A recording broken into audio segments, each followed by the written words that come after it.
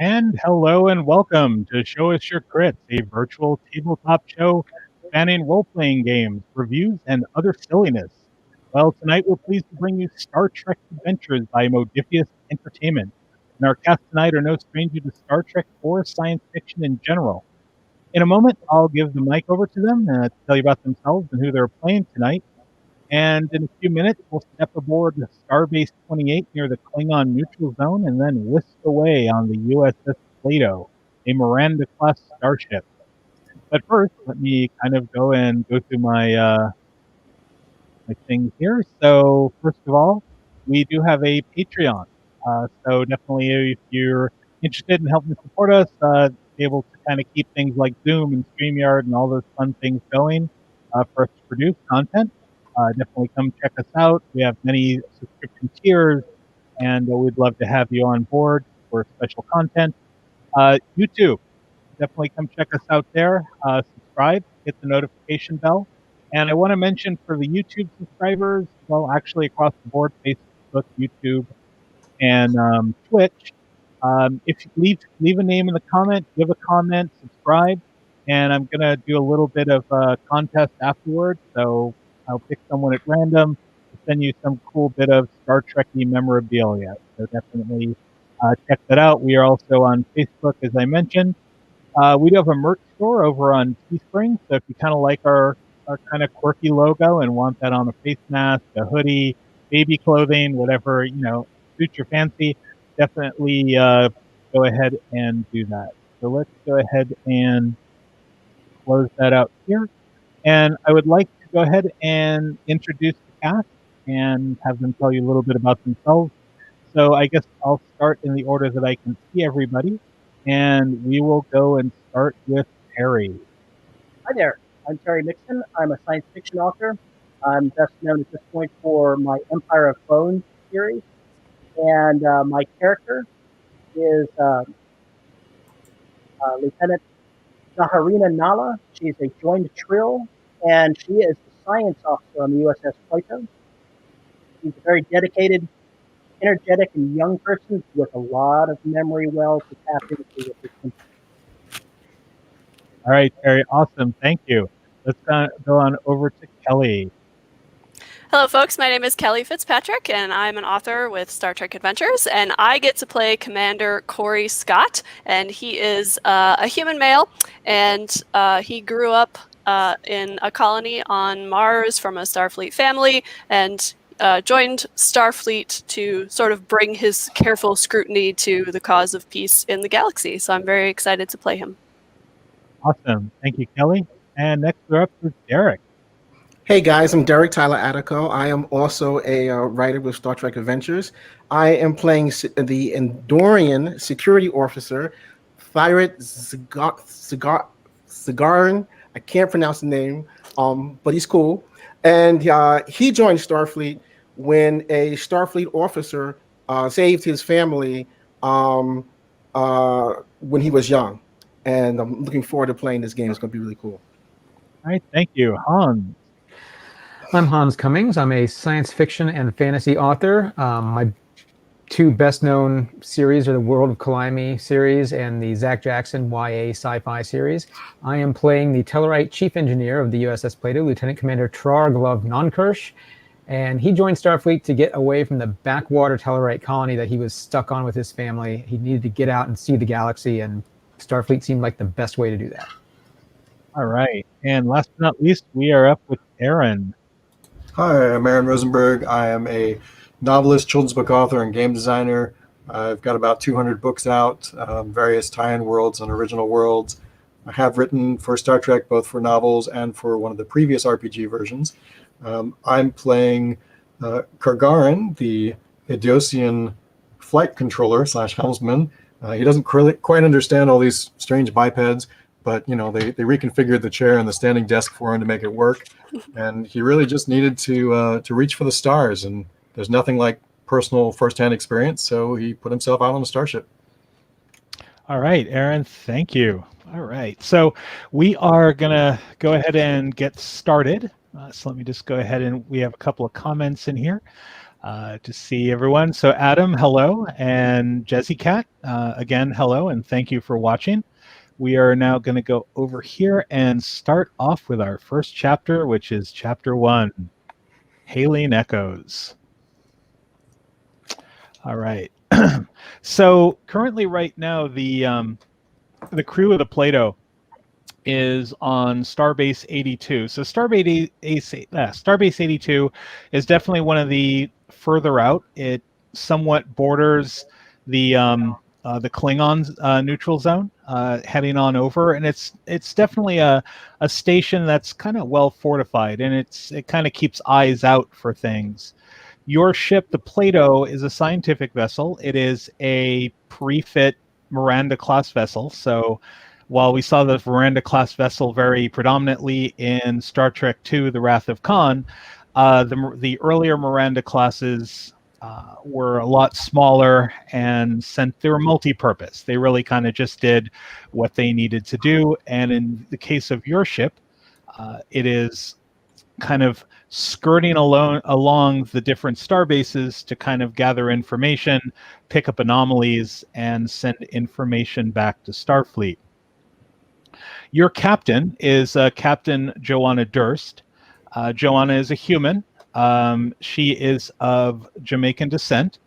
She very much is, even though a lot of the culture has kind of faded as the years went on, she is still someone who values her past and still keeps a lot of things from her family and from the culture she came from. She has recently been called out while you went to do some basically restocking and doing some repairs on the ship at Starbase 28. She has been actually called off to do a bit of negotiation work. So she is leaving the ship for a time. However, the Plato is not really supposed to really be doing anything at this point. Everyone's kind of on leave and taking a little bit of a break as your captain goes off. So while Starbase 28 is not the greatest place to go ahead and have a good time, it's still better than being on your ship and being out for weeks and sometimes months at a time. So while you're on this leave, now mind you, like I said, Starbase 28 is set up to be kind of a defense starbase, so there's not a lot of great things to do. But let's just kind of go around and find out what your characters actually would be kind of doing on their leave. So we'll start again with our Trill. Zh'tahren is a social creature. Both she and her symbiote like getting along with people, so she's finding things to do on the station, whether it's finding things that people are doing for entertainment, going to where people are drinking and congregating. She just likes being part of the crowd, and that's what she's doing. All right. Believe it or not, most of the people here actually find someone who wants to be social refreshing, since this starbase itself is kept very more on the military side of things. There is a small garrison of Federation Marines aboard this starbase as well. So having someone there's a little bit more social and a little bit of levity is well appreciated. So our commander, what would our commander be doing on the starbase during this leave? Commander Scott loves xenobiology, and so he's going to be wherever there are the most people that he can watch.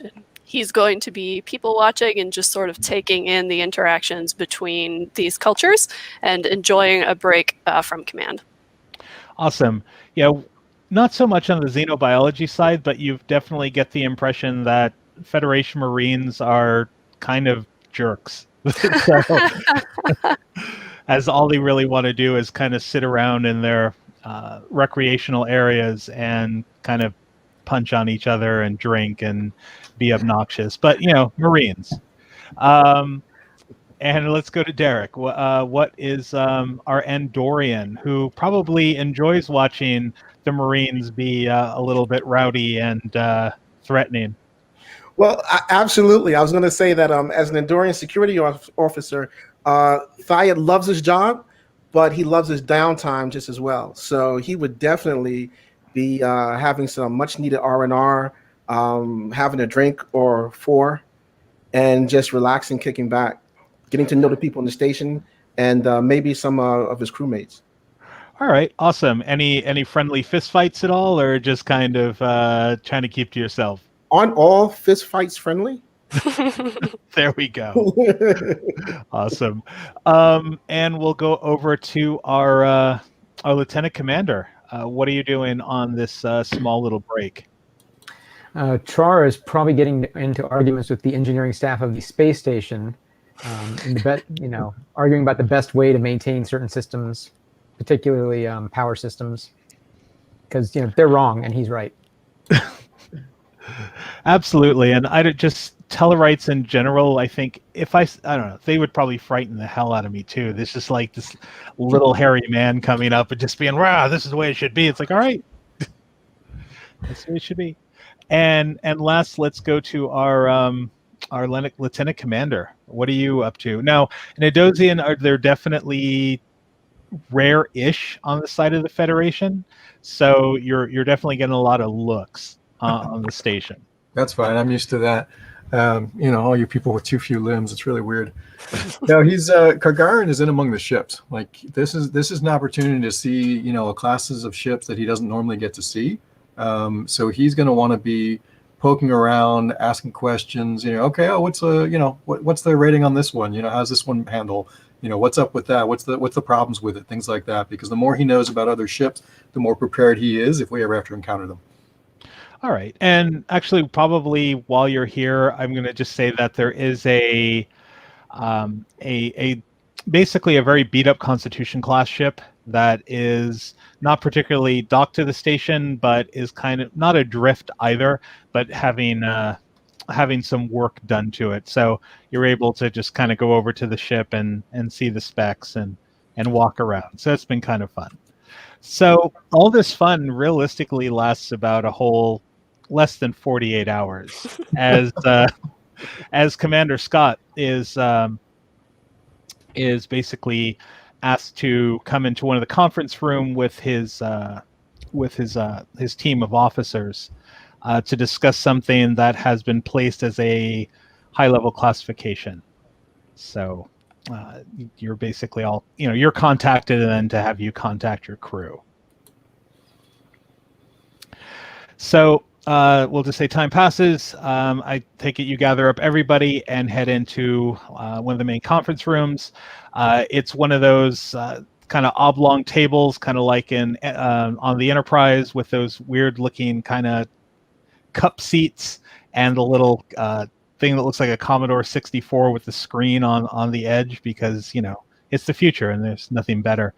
On the screen when you get in there, you see a aging human who introduces himself as Admiral Mariposa. And so, Commander Scott, I think this is a very fortunate time for us and yourself.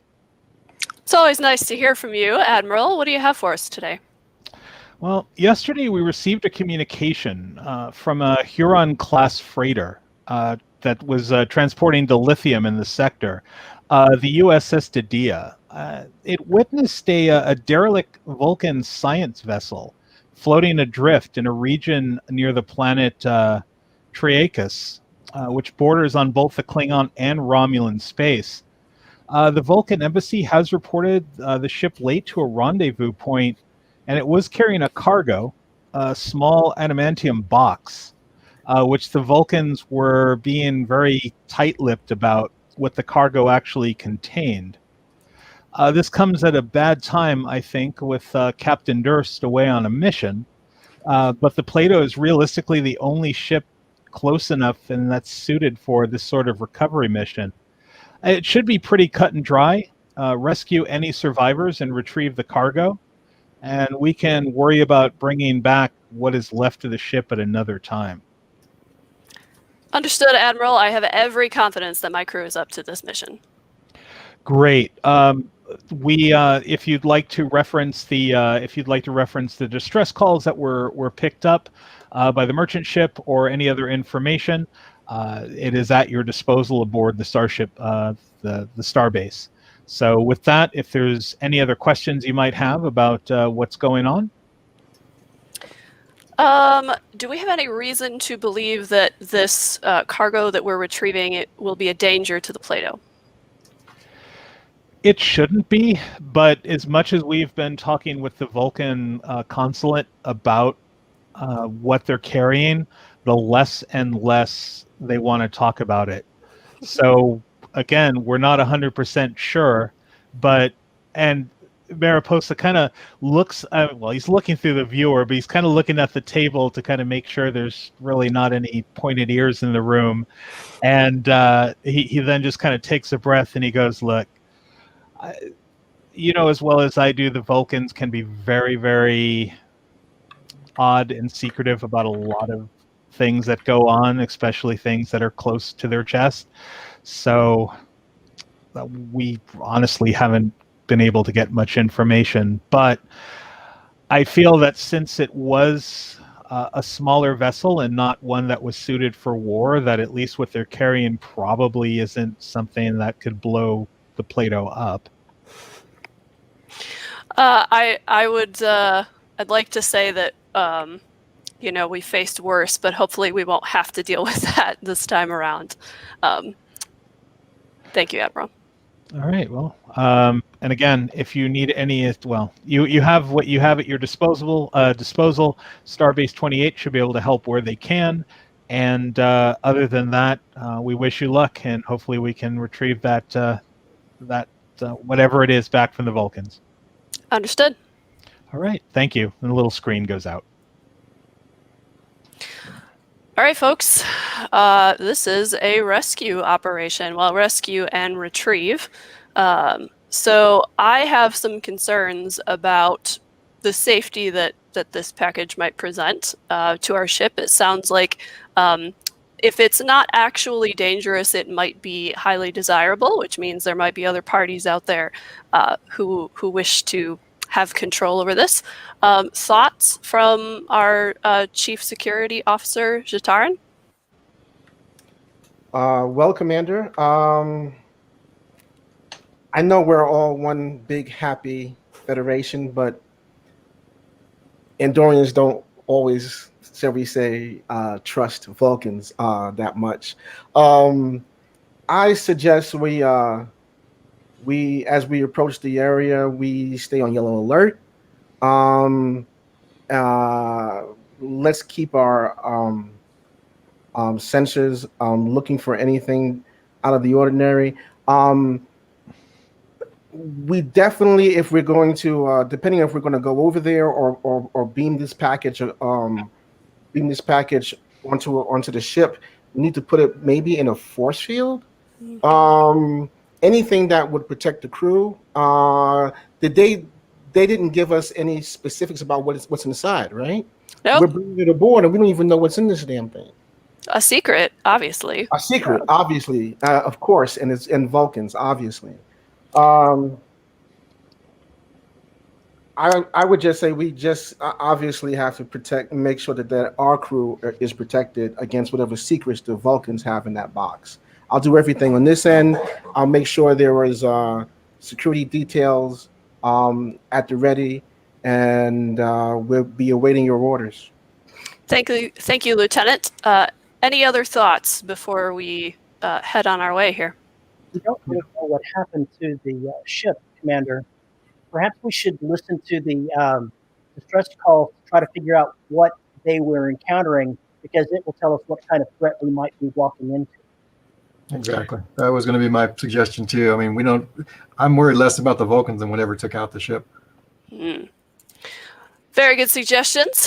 Let's see here. Do we have a comms officer in our party? Yeah, actually, your comms officer, Valar, who is actually a Vulcan, who I kind of forgot about that. So there's probably, but no emotion, definitely not looking like how dare you. but just kind of nods her head and looks over at your direction. All right. Commander? Villar, if you would assist Lieutenant Commander, is it Nonkirsch or is it Trar? I go by Trar. Trar, okay. Can you assist Trar in pulling up those distress calls so that we can hear them, please? We can. Would you like to do that now here with everybody, or do you want me to pull Trar aside personally to do it? No, I would say here with everybody. All right. We all need to hear it. Whatever it is. She is basically simply kind of talks into this thing that's in the center of the table, and you hear that working because there wasn't, the nice voice for the computer at that time. And then a voice comes up. There's no image with it. It's just audio, and it's a bit fuzzy, but not horrible. And the voice is being translated. So this is the science vessel Shi Hali Torai Glad Kistan. We have experienced computer malfunctions across our system and are performing a full systems reboot. We are requesting assistance from any Federation or Vulcan vessel in the vicinity, as we fear life support may be affected and our cargo is of high priority. And then you hear that little and then it moves on to something where it's now really crackling and popping. It's like this is the Vulcan science vessel. We are being pulled from our trajectory. The ship is being pulled up.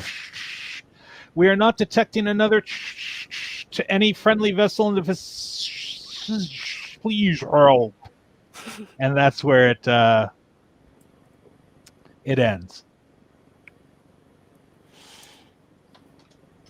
Sounds, Commander, like there might have been some external force other than simply a computer failure that they're dealing with. Indeed, that sounded quite ominous. And a computer failure that shut down the whole ship. I don't buy it. And it's interesting that they mentioned that whatever it was affecting life support as well.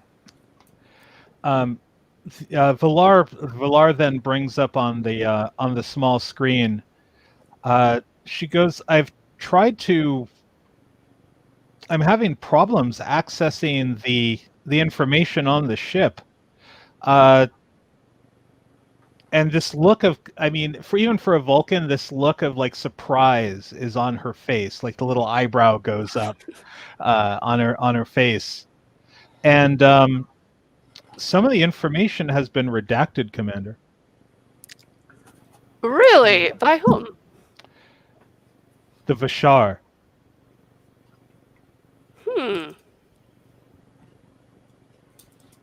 Interesting. And for those who are not familiar with the Vashar are pretty much the Vulcan Secret Service, or the Vulcan.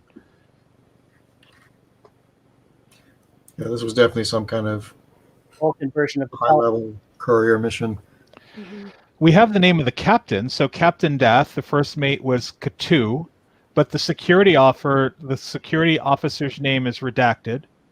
Science officers here, a Jafos, and the chief medical officer is also redacted as well. How many crew total? There was a total of 24 aboard the ship. As far as the officer staff, at least 2 are redacted. Do we have any information on what their heading was or what their course was? Going with the location, it was near a planet as the Admiral had mentioned. Triacus. Yeah, which is pretty much right on the border, actually, of the Romulan neutral zone. So it also just kind of, so Villar will look at you as the commander. I find that kind of odd that the Vulcans would be skirting so close to Romulan, the neutral zone. I also find it odd. Do you suppose it's possible, Commander, that they were in some fashion interfacing with the Romulans, they do have a shared background if one goes back far enough. This is very true. I think we might not have quite enough information to extrapolate that for sure, but I am thinking that this is a very high level mission that we have stumbled upon here. Any other thoughts, concerns that we should take into consideration here before we embark? From a science perspective, if they've had computer problems, that may indicate some external force being applied to the computers itself. When we go over to their ship, we have to be careful what we bring back because we don't want something similar happening to our ship. So if we bring anything back, we need to make sure that we keep it isolated. Excellent point, and also potentially safeguard our own technology. Yeah, we need to make sure we've got shielding up, and we need to check for any kind of anomalies in the space as we enter it, in case they encountered. It's possible they encountered some kind of strange situation in space that wasn't deliberately set up. That could be some kind of, odd quasar or something that they just stumbled across. We'll just have to be careful not to fall into the same thing. Indeed, I do not plan to spend the rest of our intended break here in a quasar. So I'll double check all the maps. We're too hot of a party for our, yes. A little bit. We're usually down for anything, but I think that's one step too far. All right. If we have all of our information, I would say finish what you are doing and then report back to the Plato. All right. So we'll get everybody there, and we'll go with our chapter 2, the derelict ship. All right. So I take it you're gonna head there pretty much. Are you going on impulse? I mean, it will. On impulse, it will probably take you a few days to get there. By warp, you could probably cut that down to at least maybe 6 or 7 hours. So it really depends on how fast you want to arrive. I would think warp, unless there's a really good reason for us not to use warp. Anybody object? I mean, I would suggest that we warp like 9/10 of the way or a little more, Yes. and then do the final approach on impulse, just so we don't get surprised. Excellent. Lay in the course. While we're All right. en route, I will create the force field containment area for whatever we find. And I think it would probably be wise to put it in a shuttle bay or an airlock where we can quickly remove it from the ship if things start going poorly. It's a great suggestion. Agreed, and let's remove all other sensitive technology from that area so that we don't have to vent that also. Do we have the actual dimensions of this box? Actually, no. All you know is that it is from all the Vulcans gave. I'll say that maybe they've mentioned that the box is maybe 3 feet by 3 feet. It's not a huge box. So it's pretty small. So it should fit in an airlock, and I don't necessarily need to use the shuttle bay. All right. You mentioned that the box was made of adamantium, so I'm not sure how good our sensors are at picking up Wolverine. So how easily might we be able to detect something of such an unusual nature just by scanning the ship itself? Density. We should be able to detect the density of the box without a problem. It should actually be easier just by omission because it should be the only thing that is adamantium on the ship. Yeah. Yeah, it'll show as being significantly more dense and compact. That should narrow down our ability to locate it in a quick fashion so that we can get that out of the way and then focus on rescuing, or I suppose we should focus on rescuing the survivors first. But Well, that's another question. I mean, how much space do we have on the Plato exactly? I mean, we're talking potentially 24 crew to have to bring across. So do we have room for 24 additional Vulcans? Do we need to set aside some kind of space for them, or? We should. I believe we have quarters for them, but Well, considering and this is just the GM speaking, is that considering how quick of a jump, less than a day, across. I mean, you could probably just put people, unless there's going to be an area for triage. Other than that, your Cation medical doctor is kind of definitely looking at you with a stink eye. She actually does have a cybernetic eye. Oh. Literally a stink eye. That's good. Yeah. So she kind of squints with one eye, kind of a very Popeye look, but definitely she goes, in case there's anyone else that needs to go to sick bay, mind you, I only have 4 tables. So we might actually have to go ahead and put some wounded out in the cafeteria or in the hallways, depending. We can utilize the shuttle bay or the cafeteria for a triage center if need be. And we have cargo too. Yeah. Yes, let's go ahead and set up a preliminary triage area. And Lieutenant Nala, whichever area you think would be best utilized for that, given what we'll need to store the box. Yeah, I would say our first priority is definitely going to be rescuing them. I also would like to hopefully make contact with these people before we just take their box, in case it is something that is indeed, very important to them, and lest they think that we are kidnapping it rather than rescuing them. Aye, Commander.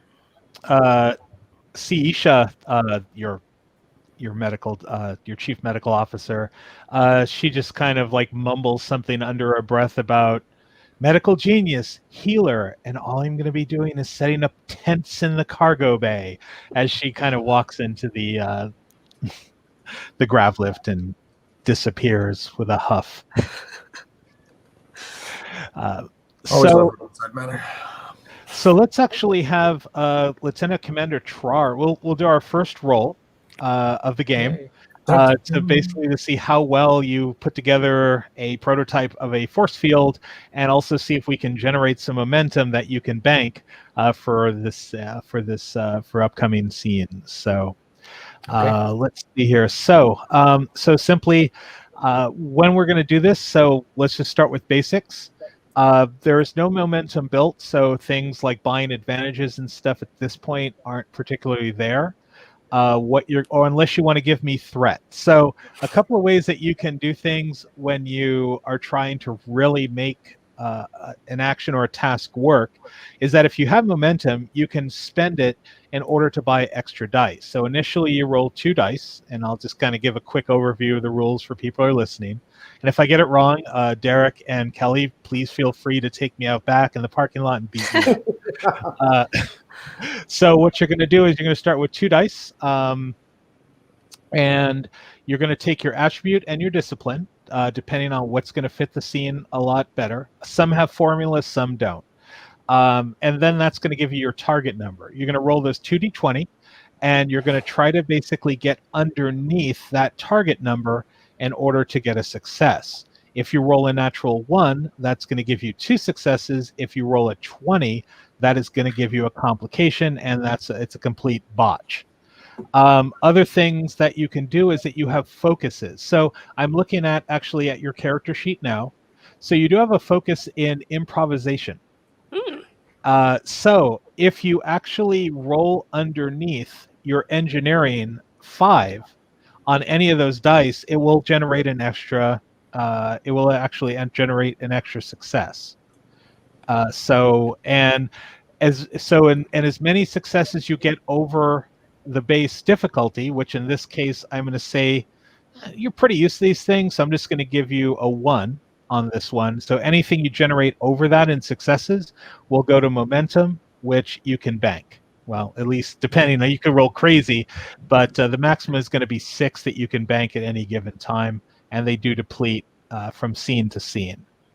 You do have a talent which can help you, and I don't know if it works for you. Experimental device. So I don't know if that's going to help you roll or not. It might. Yeah, it's probably a device that I developed to help me reroute power systems, since I seem to have quite a lot of focus in various ways of dealing with power. That would apply to a force field task. Absolutely. Yep. All right, so let's go ahead and get that roll going.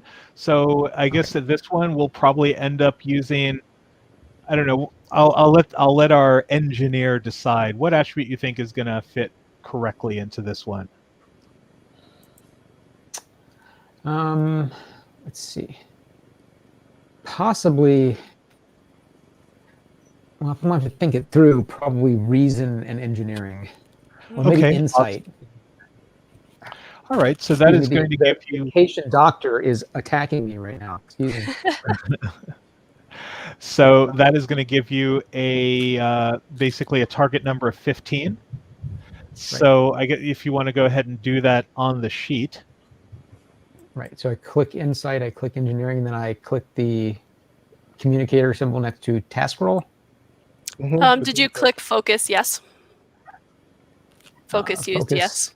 Yes. And Focus, then yes. is the Okay. complication range for this one? James, What's that? is the complication range 1? Yes, it is. Okay, then yep, you leave it at 1, and then you can just click the little dice symbol next to task roll.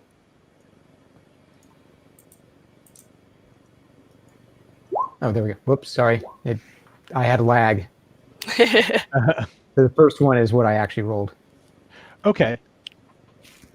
Awesome. So it looks like actually you managed to get 2 successes on this. The difficulty was 1, so that is actually going to go ahead and bank you 1 momentum that you can kind of keep. And yes, you actually manage over the time in warp to put something together. Does it look cool and very 1960s science fiction-y with lots of bulbs and lights? What does it look like? Yeah, it's got it's probably kind of an off-white. The control panel is like an off-white box with lots of lights and toggle switches. Because toggle switches are love. They are my everything. That's actually what we call you behind your back, toggle switch tar. All right, so I'm just making sure I get this not to me, but to all players. Huh, it's telling. All right, I'm going to note this here with physical momentum because for some reason that little thing I set up in Roll20 doesn't want to play nice with me. So there we go. I have it there. So you have 1 banked momentum to use. All right, so awesome.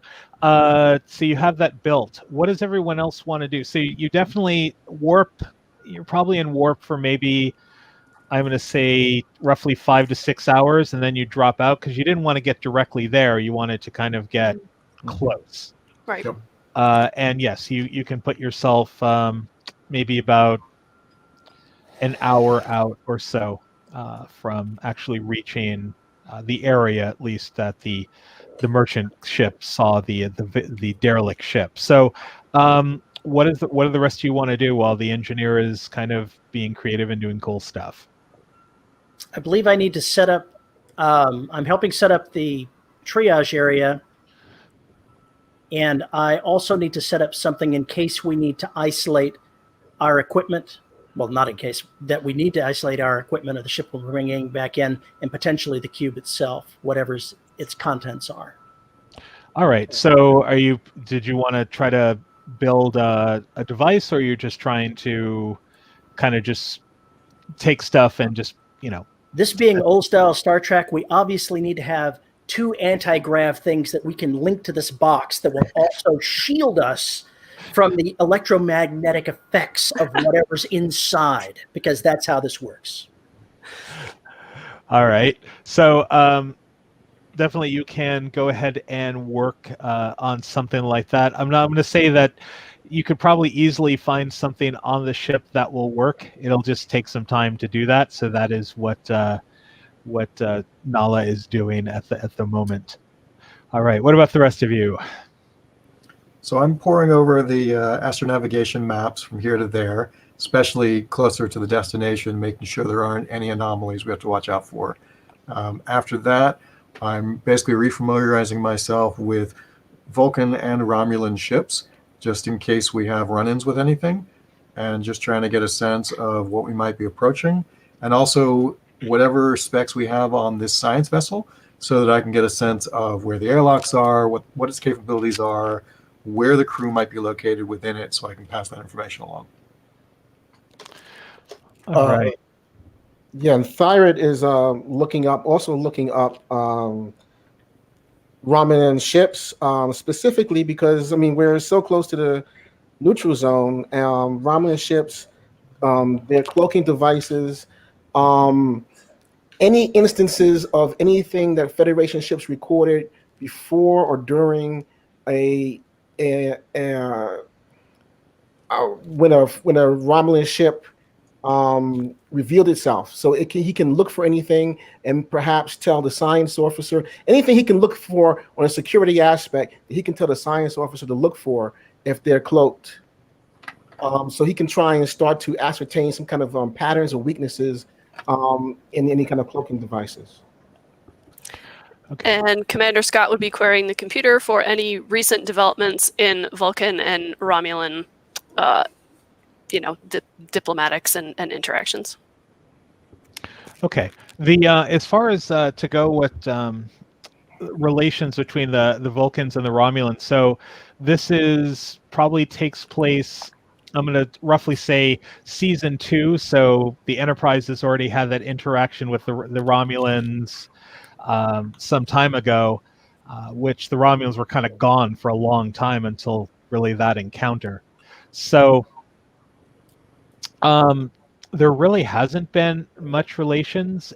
You probably get the impression that the Vulcans are always a little jumpy when the Romulans are talked about, but since they're kind of not talked about very much, or at least Starfleet doesn't particularly talk about them very openly, your guess is as good as any as far as that goes. You and basically our security officer has kind of come across some records and even some stuff that was probably not leaked but somewhat made available, at least through your channels, about the incident with the Enterprise. And while they do have a cloaking device, it's not infallible. And definitely there was ways around it to, especially like going into a high density area where outlines or at least blips can be seen. So they're not completely, super cloaked, as it were. And I guess everyone is, and going to our helm officer, just kind of looking at the charts and everything. The planet that in question is not particularly in any sort of conflict or anything at the moment. So there's no fighting over it. There's no reason why the planet itself should have been an interference or a hindrance or anything of that sort towards what went on. Okay. And there's no other obstacles I have to worry about, asteroid belts or anything like that nearby? No. Actually, there's going to be no interference. There's nothing abnormal or anything going on in the area. So I guess I will go ahead and bring up the character sheet for our communications officer to go ahead and do a roll for sensors, unless anyone else wants to go ahead and take that on. Our science officer could probably do it. Do that. Okay. Mm-hmm. I always want to put my eyes in that little hood, see what's going on. It's Pong. That's all it is. It's just Pong. All right. I'm going to bring up the Plato too, because the ship will actually give you an assist on this. So let's see. I think attribute-wise, since I'm scanning for what's ahead, I'm looking for things. That sounds like insight to me. It is actually going to be reason and sciences. Okay. Sounds good. On your side. And on my side, it is going to be sensors. Yeah. And sensors and sciences. All right, and I'm adding 1 dice to this roll to see if I gain any successes on it. So go ahead and make your roll, and I'll go ahead and make my roll. Is the task roll a 2 or the complication range? Make sure I've got the right complication range is still at 1. Okay. And what's the difficulty? The difficulty on this is going to be 0. Oh, cool. So yeah, you get two dice just automatically. All right. And don't forget to check your focuses if you have a focus. Got it covered. Awesome. Yep.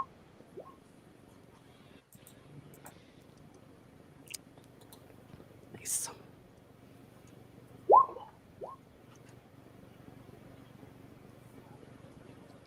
All right. Well, the ship wasn't much of a help. Thanks a lot, Plato. Yeah, sweet talker, I tell you. And you ended up with, well, 1. It was a 0, so it's not like anything. Or does that purple mean that you rolled a 20? Purple means it's a complication. Yeah. Yeah. All right. Which you could use now, or you can Bank it. bank it Yeah. and use it for later, right? Yep. I will go ahead and, well, you know what? No, I'm actually going to go ahead and add the complication now, is that there's radiation interference. Commander, I'm picking up some type of interference between us and the ship. It could be a radiation field. Really? Can you determine of what nature? I'm scanning in more detail now. All right. So what you are picking up, though, is you can pick up the Vulcan distress beacon, but it's really coming in as faint, like super faint. And you are picking up, like I said, some background radiation. It's just noise that seems about there. You're not picking up much signs of life, but you are kind of a little bit far out, and the radiation could be interfering. However, you are picking up pinpoints of biomatter in what possibly might be the debris. Debris, is the ship not together? Yeah, you're kind of picking up, like you're picking up a main hull, but you're also picking up fragments of the hull around the ship itself. Commander, I'm not getting a clear reading on the ship, but it does not appear to be in one piece. It looks like there's a debris field around the hull itself, and I'm picking up biomatter inside the debris field. Life signs? None detectable, but the interference is causing me to be uncertain if that's accurate. Is the radiation harmful to our crew? From what you're picking up, it's Especially if we go over there, near the ship. it's not deadly, but definitely would probably might require environmental suits, depending. Okay. Lieutenant Cargarin, proceed with caution around debris. We might need to examine some of it, but also I'd rather keep Plato in one piece, even though it looks like this poor Vulcan vessel might not be anymore. Can I ask, Commander, and I ask our science officer if the mass of this debris is equal to the mass of the entire Vulcan ship? Because if it's not, then that might mean that there was another ship that they had a battle with. No, it doesn't look like the debris is that there was anything else there with it or fighting with it. It just seems to be the mass of the ship that you're going after yourself. Like I said, you are a bit off. There is radiation that is throwing the sensors off. Right. Is there anything we can do to raise the power level of the sensors and try to get a better reading before we go in close?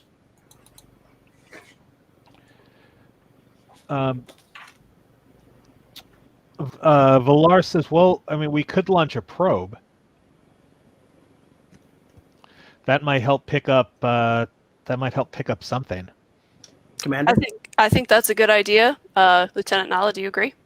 I do. All right, launch probe. Launching probe. All right.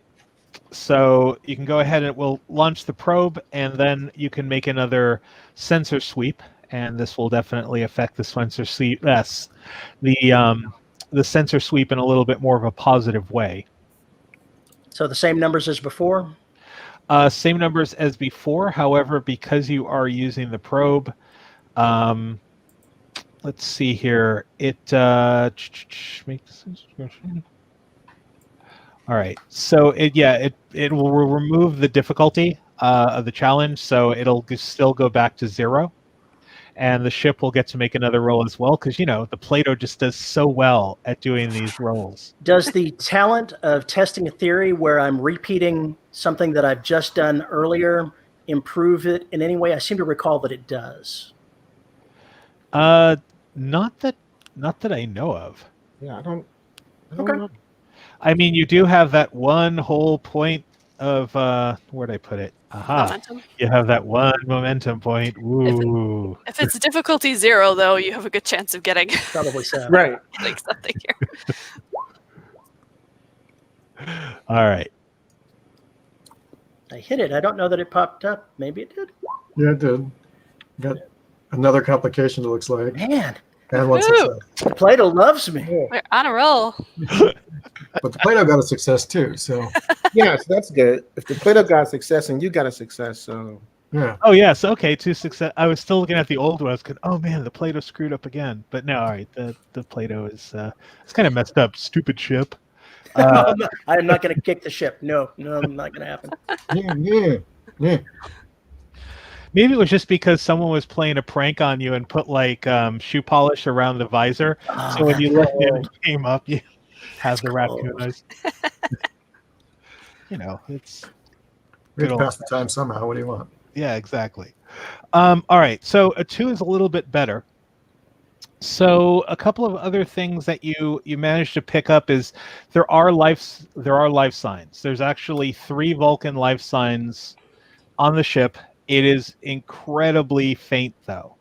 So either A, the radiation is still kind of causing things and throwing off or skewing the life signs, or they're not in really good shape. However, you are picking up several other life signs aboard the ship as well. And as you're running them through the database, the computer is not recognizing the life forms. Commander, I'm picking up 3 Vulcan life signs that are faint on board the ship, but I'm also picking up unknown life signs. Interesting. Can we tell anything about these life forms? Are they near the Vulcans? Do they appear to be in distress? The only thing that you're really picking up is that they are they are some sort of like biological life form close to human or animal, or just carbon based in a sense, and that what you're picking up though is elevated signs of like heartbeat and metabolism. From the other life forms? Yes. Metabolism. Let's hope it's not tribbles. I so hope it's tribbles. Oh my gosh, I really hope it is. Okay. All right, so we have found our Vulcans that we came to rescue, along with some other life forms. Suggestions on considerations here to as we put together an away mission. Obviously, We we could have to beam focus on Vulcan the 3 wounded directly to the first. ship. Mhm. can we beam the wounded? Even though that's the radiation, can we beam the wounded or those life signs in distress? Can we beam them over? My guess is going to be no with the radiation. It's probably Right. cause interference. Right. Yeah. I thought I'd ask. The radiation will definitely make it difficult. And also just where they are on the ship, it's, at least at this point with the sensors, is still a little unknown. You can sense them, but and I'm going to say that as you're doing this in time, the ship does come up on the viewers. Valar sends it up on the big screen around you, well, not around you, but in front of you, and you can see the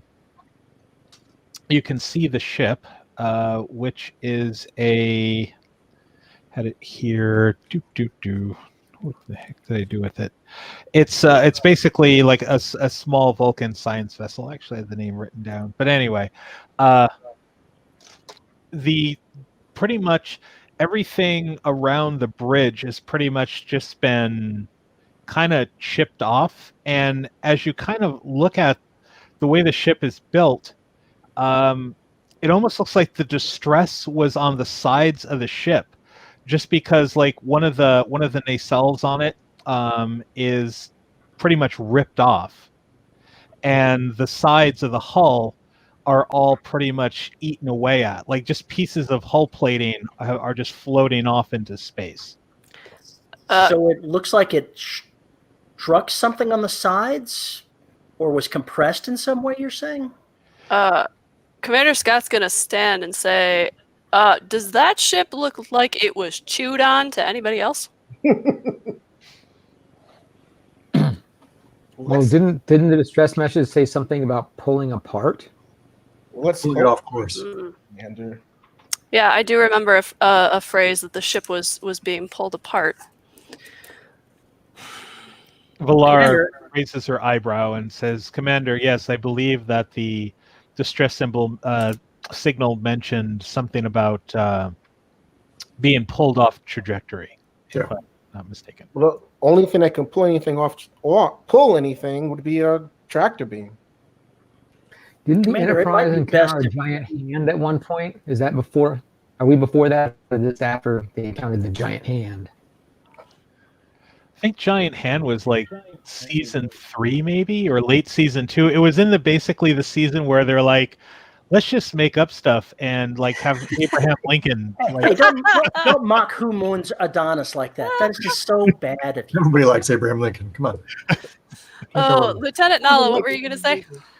Perhaps it might be more prudent to keep the ship here and send a shuttlecraft in, Commander. Agreed. I think we need an away mission here. I do not want to risk the Plato and her integrity with whatever is going on over there, but we are tasked with retrieving these people and the payload.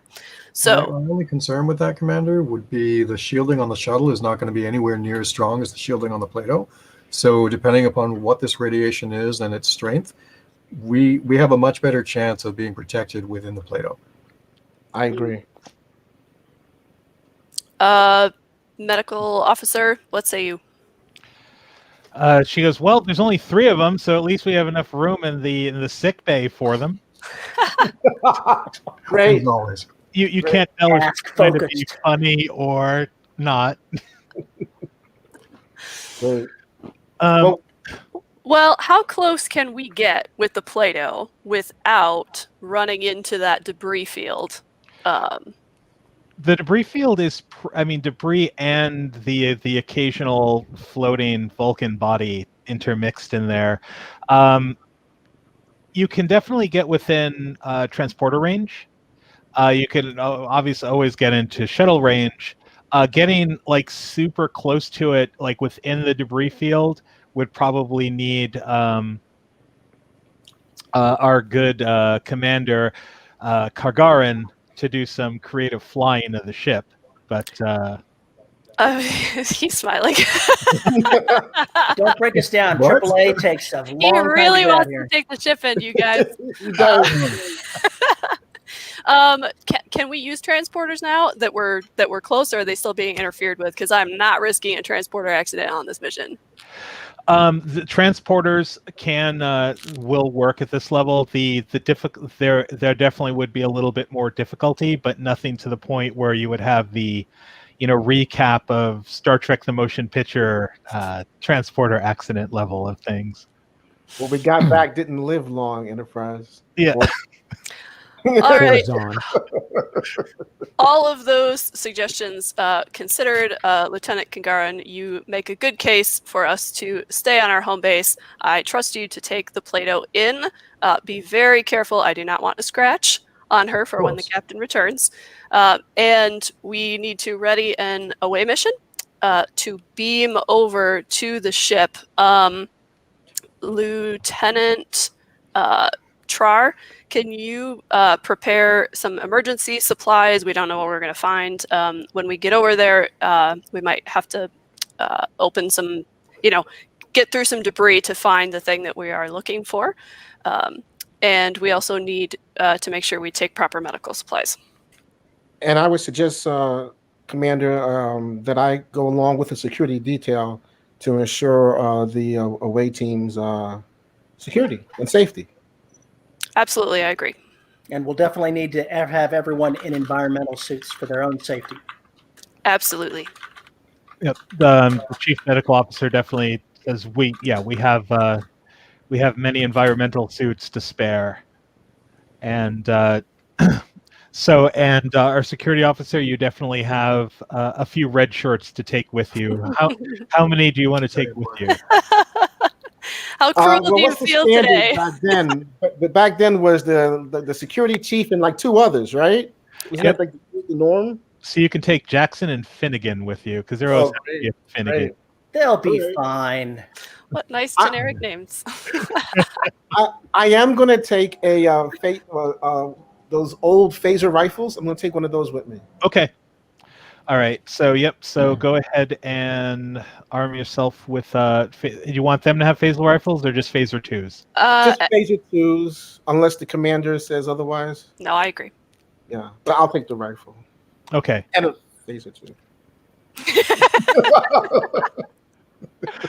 So who of the team are actually going over there, or is anyone staying behind? Because definitely, our helm officer's bestest friend. Where is he at here? Or did I just list him as generic helm officer? Oh, here we go. Random con officer O'Malley can definitely step in if you, for some reason, want to go on an away mission. I'd love to go on an away mission. I don't get to see, the inside of Vulcan science vessels very often. Yeah, I think we could maybe leverage Lieutenant Cargarin's special expertise on ships and their layout once we're inside of there. And Lieutenant Nala, would you accompany us also to, assess, since you're going to be kind of tasked with helping to take care of this box once we find it? Aye, Commander. All right. So everyone is heading over. So you're going to get in your environmental suits and transport over. Yep. Let's meet in transporter. staying on We only the have photo one transporter room in our ship. Transporter room 1. Yeah. Transporter room 1. We send somebody to transporter room 2 as a joke. They wander around the ship for days. It's terrible. Joke's on you. All right. So I'm just going to switch the view here, and then we're probably going to actually let me switch the view, and then I'll go ahead and share screen so we can take a look at where you beam in at. The nice thing is I never have to worry about anybody else trying to use my environmental suit. So, Oh, good point. After the burritos, no one wants to. hey, that's just a Dosian physiognomy. Leave me alone. All right, so let me just do this here. So you're taking 2 red shirts. You're taking Jackson and Finnegan with you. Jackson and Paul. So we are going to have those 2, and here we are. And I'm just putting you in randomly, and then you can correct yourself once I bring the map up as to your beam-in point. So let's go ahead here and I got to switch this over. Yeah, using lots of screens. All right. And bring that up. All right. So the transporter goes well, because otherwise it'd be a very short adventure. And move everybody over this way. So this is where you land. You land in a standard hallway. So pretty much it's put you as close to the bridge area as it could. Just because the life signs, as you kind of get closer, and Valar basically says, well, I am picking up what would look like the captain's ready room aboard the ship is where where the life signs are most prominent. So they put you as close to the bridge as they can, because like I said, the rest of it's kind of like in vacuum. And we don't want to be in vacuum. And life support's questionable. So if you want to go ahead and just kind of place yourself in the order you'll be working in. I believe I gave the red shirts controlled by everybody, so definitely place them however you would want to place them. So other than the red shirts, I see 4 of us. Am I not there, Oh. or am I the one that is the red shirt with the tricorder? I'm not sure. Did I miss you? Oh yeah, I did. I'm sorry. Transporter accident. Yeah, we put red shirts in the lead because they're red shirts. That's what they're there for. You were put into the wall. No. There you go. Yep. These guys are a little close. This is getting a Yeah, little. hey, red shirt. That's a little awkward. There we go. Not much better. Not much better. Who's our HR officer on the ship? Okay, so where do you need us to move, James? So pretty much you're in a hallway. You're definitely going to need to get to a junction down on this end over here. So we're just going to say that you are moving along the hallways. It is dark. Your environmental suit does have that light built onto the helmet. So it is casting some light. So what are your actions as you are going through the hallways? So I know you probably have tricorders or something out, or are you just kind of with phasers kind of just walking along? I've got the tricorder out because now that we're here and not having the radiation perhaps dampening our reading, I want to get a scanner reading of what's around us and maybe try to get a grip on where the 3 Vulcans are and potentially these other unknown life forms, try to get a better idea of what they are and where they are. Mm-hmm. And I'm just waiting for the team to tell us where to go. I'm just looking out to see if I see anyone peek out or anything going on. That's what my team is doing. All right, so I'm actually going to go ahead and have our security chief give me a roll. I want you to go ahead and do this with Nice knowing you guys. Bye. I'm going to say insight and security. All right, let me just go to my character real quick. All right. All right, insight and security. Yep. Here we go. Insight and security. And complication is going to be what, 1? Yeah, complications at this point are 1. And okay.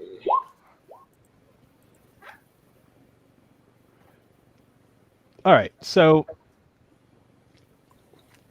yeah, as soon as you it's almost kind of like an intuition that you got when you finally just kind of materialized aboard. Just something feels incredibly off. Your antenna seem to be kind of twitching and moving around a little frantically. This feeling of like overwhelming doom is coming over you. Oh, that's it? Okay. I'm sensing something's not right. Something's not right here. I've got a bad feeling about this. Can you explain, Lieutenant? No, just that I have a bad feeling about this. All right, proceed with caution. Can out of character for a second? Can the GM give me any more? Is there anything else anything particular or anything specific that I'm feeling? Like a presence? Sometimes like when you feel like someone is watching you or yeah. So definitely, I probably should have gave you a little bit more than just impending doom. It'll be fine. Kind of covers everything, really. No, you kind of feel like something else is in that hallway with you. Oh. All right. I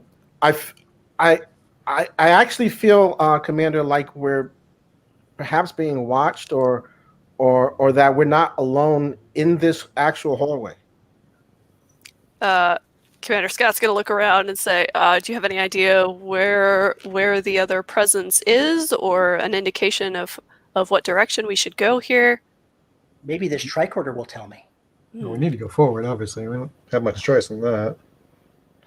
All right, so you want to go ahead and use your tricorder? I do. Try to go ahead and pick something up. All right, so we are going to go ahead and pretty much just kind of treat that as a sensor sweep. So you have the device. So why don't you go ahead and give me a reason and sciences task roll?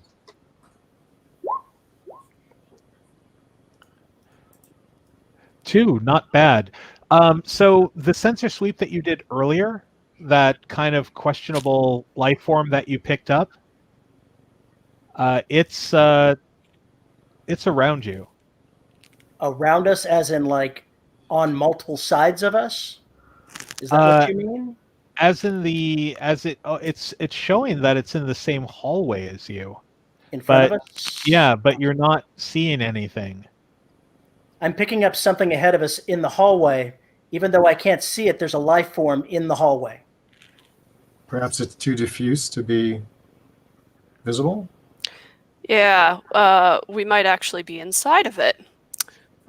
Stranger things have happened on this ship, folks.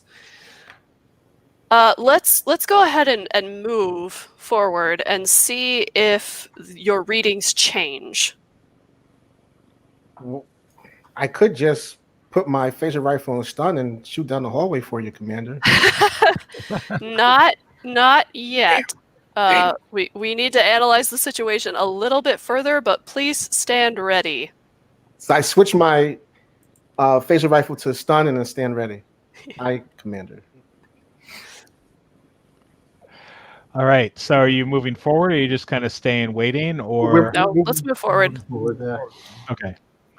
James, as we're going, I want to try to get a sense of the ship. Obviously, a lot of ships can have modifications to them. If this is a standard science vessel versus something that's been adjusted for combat, for stealth, for additional scientific reasons like heavier shielding, heavier radiation protection, anything like that I can see, especially once we hit damaged areas where I can actually see into the ship a little bit. Yeah, so far everything kind of looks kind of status quo for at least for a Vulcan ship that you understand. Okay. There's Vulcan ships are kind of a little more advanced than the Federation ships, because even after everything, the Federation was formed, the Vulcans still kind of keep some things to themselves.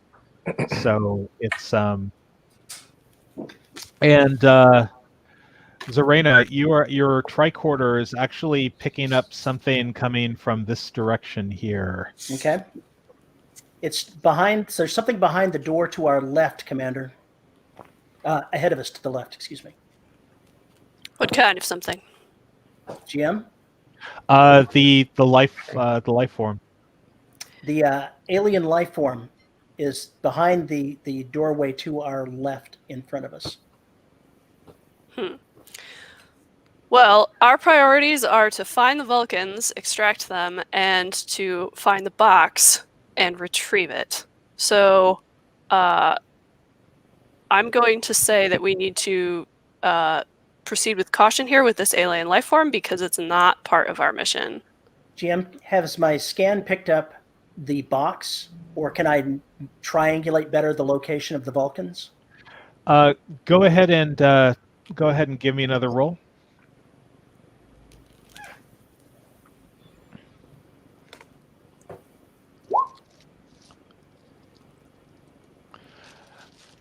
All right, not bad. By the way, you guys are collecting momentum here. So, how much do we have right now? I don't see the second roll. Did it happen? Yeah, I can. Yep, I see the roll here. Okay. You actually have 4 momentum built up at this point. Okay. All right, so you're just going to continue to move past? What did the roll generate for us, or what did we find out? I don't see it. I don't know. Oh, I see it right here. You managed to get 2. So the as your thought and as the initial scan shows, the box is located somewhere in the like the captain's quarter on the bridge, and that's where also the life sources are. All right then, folks, that's where we got to go. How far away from us is that, GM? Pretty much, you're going to head down like to the end of this hallway here, and then there's a junction, and then you'll go up. Some of the radiation is coming from the bridge area itself, so that's but you're wearing an environmental suit, so it's not particularly a worry at this point. With the danger that we have around us, Commander, now that we've located the Vulcans, perhaps we should use the transporters on the Plato to beam directly to where we're going with the Vulcans are. So hang on, just to clarify, the life form is on the bridge, and so are the Vulcan life signs? The life form is behind that door up ahead of us to the left. Yeah. Right. And what you're picking up is the life forms of the Vulcans are in the bridge area, like it probably you figure in like the captain's quarter of the bridge, from the initial sensor scans, and the device that you're looking for, the thing that the Vulcans had, Is where? Is with them. Is with the Vulcans. Yes. Oh, okay. Thytte, do you want to leave either Jackson or Finnegan to guard this door, in case, since we don't know what might come out of it? Yes, that's what I was actually thinking. But if I'm understanding it right, this door right here on the left is where we have to go in. Is that correct? No, you're going ahead to a junction and then. Yeah. Oh, all right. Down this way. Or I'm suggesting perhaps using the Plato's transporters to beam us directly to the bridge and bypass all the stuff in between us. Cheater! Cheater! No, you can't do that. I'm gonna say that I think I'd like us to just proceed on foot at this point because I think we'll be better able to gauge the security situation. Right. Plus, there's still the risk of the radiation with the transporters. Yeah. I don't think we should use them unless we have to. It's a good point. It's an excellent point. The site transporting is risky at best. Yeah. I just felt like somebody in a Star Trek game should suggest it at least once. Yes, agreed. So are we leaving 2 red shirts behind or just 1? I'd rather We shouldn't leave anybody alone. They're lunch if they're left alone. But they're red shirts. That's what they're for. I love you, Patrick. All right, I'll leave them both, and I'll go. They'll be fine. Much better. They'll be fine. Nothing will happen. It's okay. Jackson has a new baby, but don't worry about it. And Fitzpatrick is only 2 weeks away from retirement. Oh, Right. gosh. Okay. All I'll right. leave them here, and then we'll all press forward. Yes. Gotcha. All right. So move yourselves down to the end of the hallway here. Hallway. Okay. And pretty much like cinematic clockwork, as soon as you bend that corner, there is a loud scream From behind us or in front of us? from behind you. Of course. Of course. Lieutenant Zh'tahren, Yes. status report on your men. I turn around. Yeah, run back around the corner. Uh-oh. What is that? Uh-oh. Something. And this guy here is up against the wall about to shoot, so we're not going to go into initiative or combat yet. So as basically you come around the corner, and I'm going to go ahead and just for thematic purposes here. What you see is that I guess they were standing on either side of the door, probably starting some epic Kevin Smithish conversation about what it's like to be in Starfleet.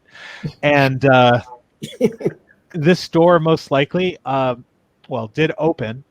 And what you see in the hallway basically ripping, we'll say this is Finnegan, poor Finnegan, basically ripping Finnegan to pieces are these things that somewhat look like a genetic cross between a gorilla and a jaguar. Yikes. Just a very large muscular body. They are wearing these suits that kind of look like Kevlar, except they have like hoses and things that are just kind of coming out of them here and there. They're not wearing helmets. Their faces kind of come into a muzzle, and that's where it looks a little bit more feline-like. They do have weapons slung, but they are just ripping Finnegan to shreds. Well, I open fire. All right. Laser rifle. All right, so we're going to go into initiative. Let's bring yourselves down to the end of the hallway here. Just so we can get. All right. So just for our audience who is kind of wondering how initiative works, there's no d20s rolled, and then whoever gets the highest goes. It's actually kind of a neat thematic experience. So what we're going to do is we're going to have the PCs on their side decide who is actually going to go ahead and act first, and then once they go and they basically get to do a task and a minor task. So simply just an attack or something great, along with a movement or pulling a weapon or doing something minor. Then it goes to the enemy side, where I get to choose one of my NPCs to go ahead and respond and do something, and then it goes back and forth. Now, if the party wants to give me wonderful threat, which I'm happy to take, they can go ahead and take an action, or Corey or the commander can go ahead and force an additional action on one of the players. He would not take his turn, but in a sense give it to another PC to let them do one more task. And I can do that once per combat session. Yep. All right. So we'll go with the good guy. Well, I don't know. Is the crew of the Plato the good guys? I guess they are. I'd like to think so. So who's going to act first and go on your side? I would say our security officer, right? Right. So I guess for my minor action, I guess I would step in front, because right now I'm kind of behind the away team. So I would move up as I'm firing, so that to try and put myself between the threat and the away team. Okay, so why don't you go ahead and move yourself into that position, and that's fine. That would count as your, so Right. Go here. That would just count as your minor action. Right. You're all within the same zone. I'm going to say that at this point you're close. You're not reached, so you're not going to take that difficulty for if you're going to fire. Okay. I'm definitely going to fire. No. I definitely get that. You're probably going to need to do that. So it's going to be control and security. The difficulty is set to 2, and since they're not really responding to that, so I don't get a back roll to that, and we're going to see complication 1 or 2. We're still at complication 1. That hasn't escalated yet at all. Alrighty.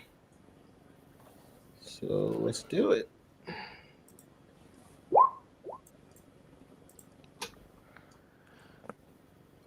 All right. So it looks like you've only got 1, and you didn't do any other dice roll. Did it? No, it didn't even fall under a focus. So you know what? I didn't think about the weapon itself. Does the weapon itself give me? For the phaser rifle, that is a good question. Right. This doesn't fit any of your focuses? Yeah, oddly enough, I was looking at my focuses. Huh, okay. And I didn't see anything that looked... That's fair. Yeah. Nah. Investigative, forensic science, espionage, and hand-to-hand, so no. Okay. Now, if you would have banged him over the head... Throw your rifle at him! Yeah. Where's so does the phaser rifle have any qualities that would? I don't know. I should look it up real quick. All right. And here's a question I'll ask Kelly and Derek. Now, with momentum, can you spend momentum after the roll? Well, technically, no. Okay. You can spend it for like obtain information, but you can't spend it on like to get an additional die now. You have to buy dice up front. But I think you can spend it for a reroll, if I'm not mistaken. Oh, that I don't know if you've ever done that. We've never done that, but there are so many rules. That's probably one of them. Let's see. While you're looking up the phaser, I'm just gonna quickly look up the momentum, and Because I believe, let's see, create advantage, create opportunity. Okay, nope. Create a problem, obtain information. Yeah, the create advantage is just to. For some reason, I thought you could actually spend it to do a reroll. Well, on the conflict momentum spends chart on the handy dandy cheat sheet that I have, it has reroll damage as a combat momentum spend. Okay, but not the actual 2 hit. It doesn't list anything about rerolling an attack roll or Okay, anything like that. gotcha. So yeah, so I believe it is. If I had been assisting on this, one of my talents is that they can reroll 1d20 on the task, but I don't. You can't assist during combat, can you? Or can you? I believe you can assist with any task. Okay.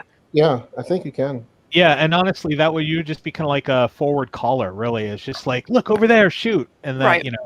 you can add that.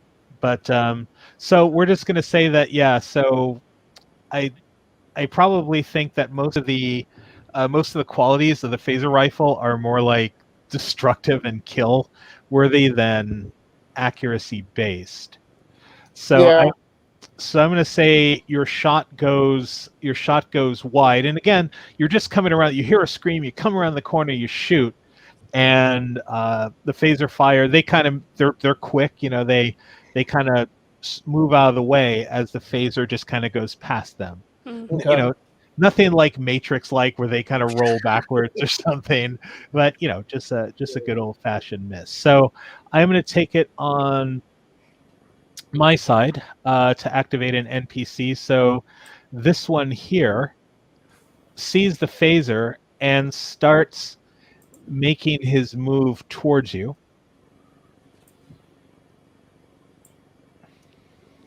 Oh, fun.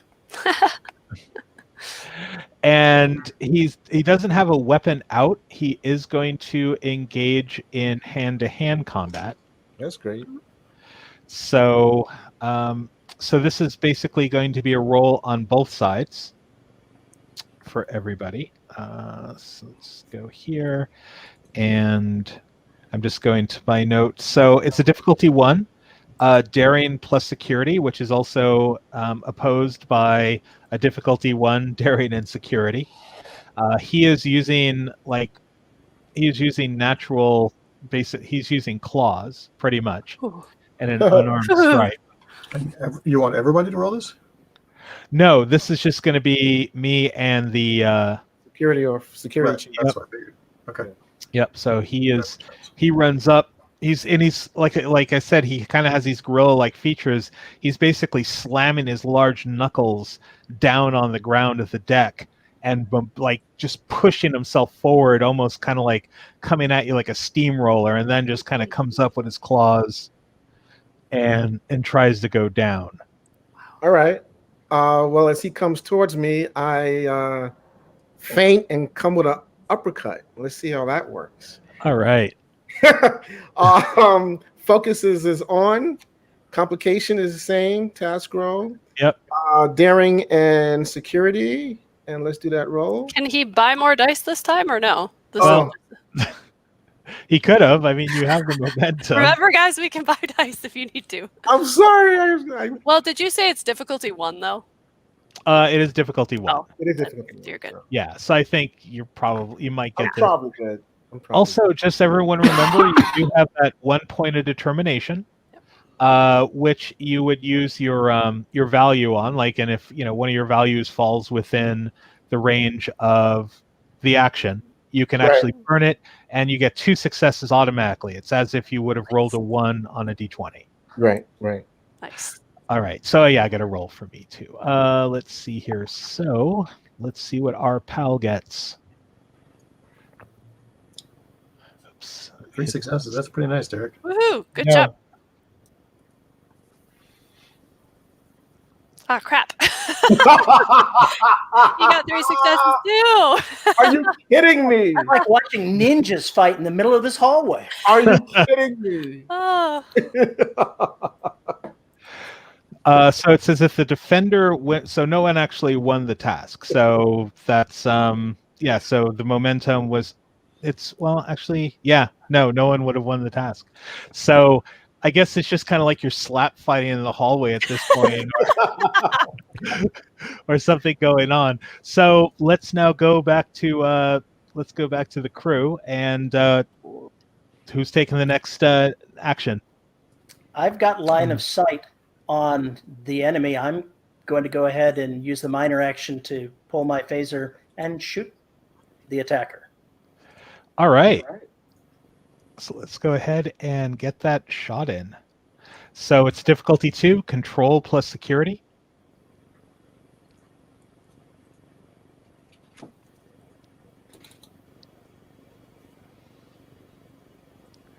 All right. So you actually hit. So we're going to go ahead do a matching of damage. Now let me ask you, is this going to be a lethal attack or a non-lethal attack? Of course not. So We haven't been instructed to change our I'm sorry. We have to be told to turn them to stun, so we're automatically in kill. Is that how that works in the old generation?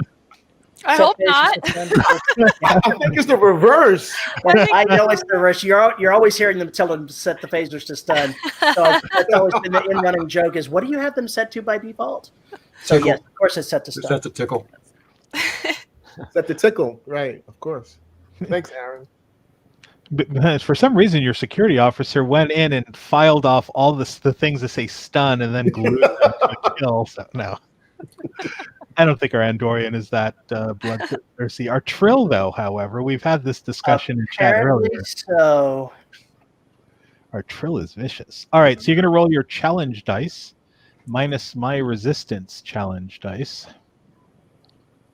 it says 0 inside the challenge dice. Is that what it's supposed to say before I hit the button? You actually have your challenge dice down by your weapon. So if you look next to your weapon, you'll see... Weapon. Oh, I see. There it is. Yep. It's a set to a phaser type 1, but I've got a phaser type 2 because you issued them to everybody. Oh, phaser type 2. Blarg. My thing says 6 on my phaser type 2 next to the dice. Does that help? Mine Yeah. says 5. Oh, Yeah, mine because says 4. it depends, I believe, on one of your abilities. What do you have on yours, Tara? I have 3 beside mine. I'd say move it up to 4 to be safe. Okay. And really, realistically, ooh, Wow. that's actually really decent. I only get one of these here, so let me go ahead and roll. I am actually going to, you know what? I am going to go ahead and, well, no. All right, let's do this. All right, it didn't really tell me anything here. That's kind of sad. Let me try this. Hold on. I will do this and see if this will do any better. It didn't give me anything. Oh, blank. I don't know what it means. It means that I stunned the heck out of them. All right, I am going to physically roll a challenge die. There you go. Old school. That's right. When all else fails. Because it's right now it's just going against its resistance dice, which isn't all that great. However, I do get a 2 success and an effect. So, but you ended up getting 3 over, so you are going to go ahead and cause some stress to it.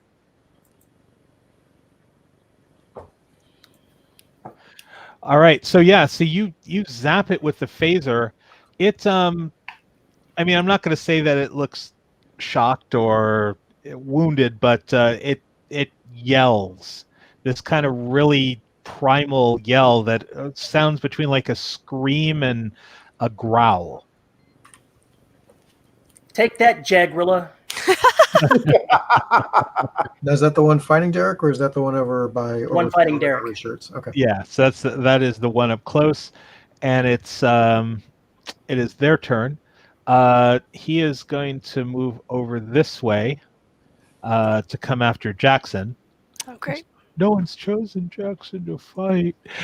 So poor Jackson. No one loves Jackson. He is going to go ahead and go ahead for his attack. So we're attacking Jackson as I sing it. All right, daring and security, and I'll be nice here. Boom, and do that. All right, only one. He is gonna need to go ahead and roll as well. So, where is Jackson? Does anyone have Jackson's the generic one up, or should I just pull it up really quickly and do that roll? The character it. sheet? You have it? Okay. Yeah, I have it. You have it? I don't. Sorry. I've got it up. What am I All rolling? right, so you want daring and security. Daring and security. Okay. Gotta find it.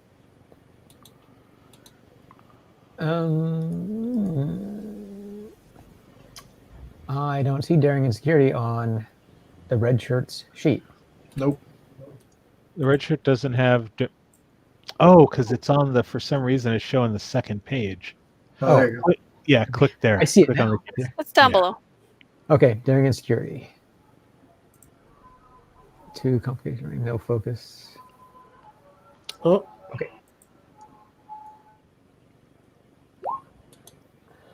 Yay, Jackson! Hey, Jackson.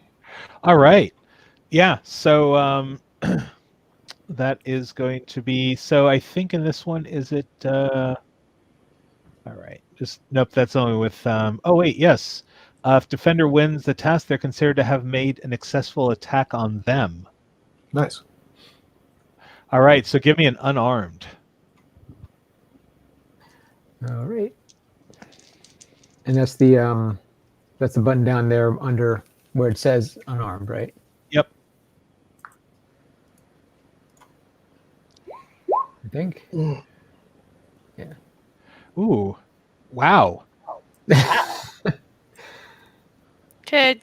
That's crazy because yeah, I completely flubbed anything on my resistance. So yeah, and these guys are kind of ooh, that's an injury. Cat ape. So yeah, Jackson comes up with the butt, dodges out of the way, probably comes up with the butt of his phaser, cracks the thing in the head. Action Jackson, I'm telling you. And and it stumbles back. It's not down, but you can definitely tell it's injured. It's like just this weird kind of greenish blood is dripping down its face. All right, That's for Finnegan. And now we're going to go ahead over to your side. Who goes next? Well, I want to get a shout off at that guy. I mean, it was nice of him to move into a better view for me. Made it a lot easier. And since I have 3 arms, I think it's reasonable to assume I've got my phaser already in one of them. Are you shooting the one that's on Jackson right now, or yeah, the one that's on Jackson? All right. So, all right. So that's when you say control and security. No, daring and security. Sorry. Actually, it is. Hold on. Daring security is for a melee attack. Ranged is control and security. Oh, even better. That's kind of like that. Okay, and then you could add any extra die before you roll, or that would be my determination. Yep. No, that would actually be your momentum, which at this point you guys have now. They only give you so many momentum, and they give you a bunch of threat for some reason when you buy the set. So, Well, you can only have 6 momentum at any given time. Right. Yeah, and they reset at the end of the scene, right? Yeah. We should probably go ahead and use them. Well, they bank, and you can have up to 6 max. Although I think during the scene you can keep generating momentum because you're just really meant to spend it like candy. But at the end of the scene, only 6 can be banked. No, it zeroes out at the end. It's supposed to go back to 0 at the end of the scene. Even the ship one that you built up, the bank.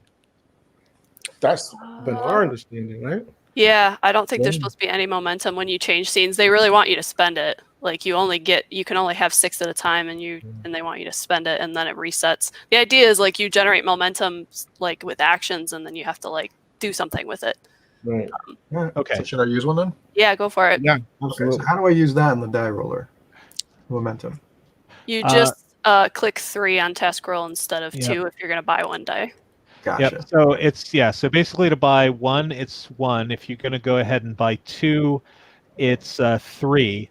And if you want to buy 3 dice, because the maximum you can ever roll is 5, will cost you 6 momentum. Wow, I was totally confused by that. Just go So ahead it's and buy three. 1, and Right. and it'll cost 1 momentum, and then you can click 3 for the task roll. Gotcha. Okay. And I'm assuming I can't count this as a negotiation focus. So Aggressive negotiations. I like negotiating. Right? Aggressive, right? No? All right. Challenge dice is 0. Yep, we're there. The challenge has not been raised. It is actually it's the complication range is 1. Right. got that. Yeah, so you're just going to go ahead and hit your task roll, and Okay. all right, wow, 3. Wow. Good Take job. that, bipeds. All right, so put that back in the momentum pool there, and all right, so challenges minus the resistance. So go ahead and give me some damage. So go down to your weapon, Yep. and Click click. that guy. Right, yep. Ooh. Damn. Very nice. 3 arms is how it's done. I'm telling you. Cargarin is not messing around, okay? That's right. Lethal or non-lethal? I have to ask. It's part of the rules. Yeah, it would have been set to stun. Okay. Yeah, this thing, that cheesy green glow goes all around it, and it falls over. Oh, wow. Does it take Jackson with it? No. Hopefully you didn't do wide beam. All right. So this thing is, let's see, is there something that's not dead, but we'll put a little cute heart on it. There we go. That's what we'll call stun.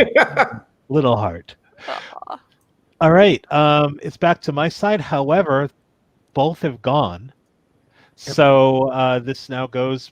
This is now all on the Federation side, and so you guys were all acted. I haven't. Trar has not, rather. Okay, Acted so Jackson. I am going to draw my phaser. It Okay. is set to stun. I'm going to spend momentum to take an extra minor action and aim, because one of my values is precise to a fault. Yep. Well, minor action you don't have to spend to do it because you haven't used your minor action. So I thought drawing a weapon was a minor action. Oh, you're drawing it. Okay. So Yeah. spending that momentum. All right, got it. To aim. Yep. And since one of my values is precise to a fault, does that give me anything for this? If you want Is that to aiming? go ahead and burn that point of determination, you're more than welcome to. That gives yes, I him will do that. one automatic success. Is that right? The determination gives him 2 successes automatically. Oh, wow. Okay. Yeah. Right. And aiming lets me re-roll a single d20 made on that attack. Yep. So do you want to burn your But I still only determination and roll? I still only have 2 dice, right, to roll? Yep. Is You that start correct? with 2 dice. Yep. Okay.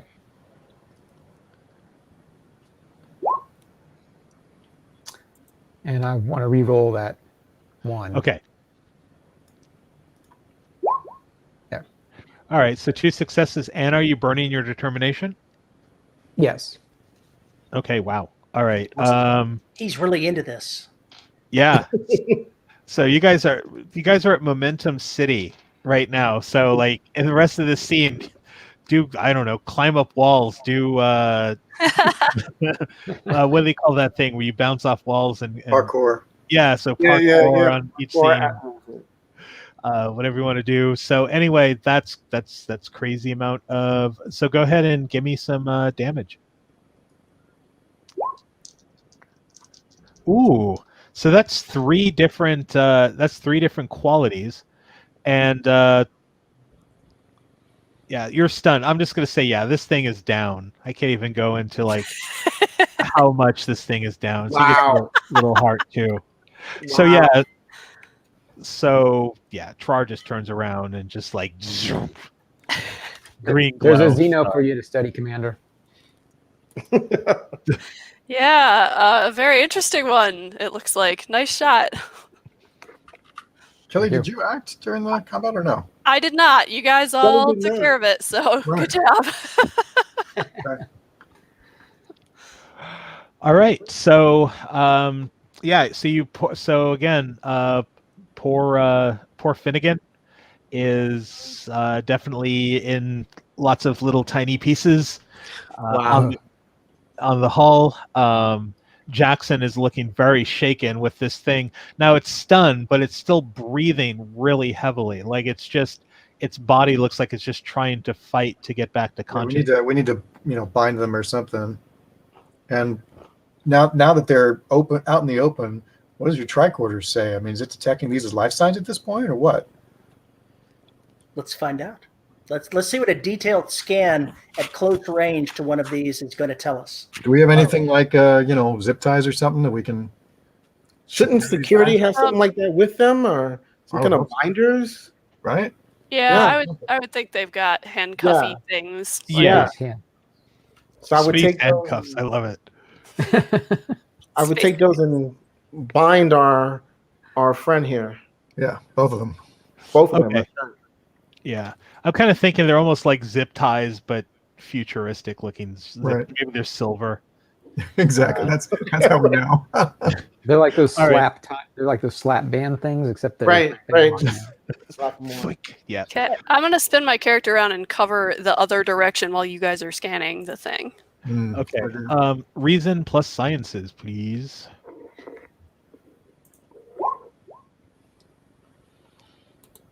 Not bad. So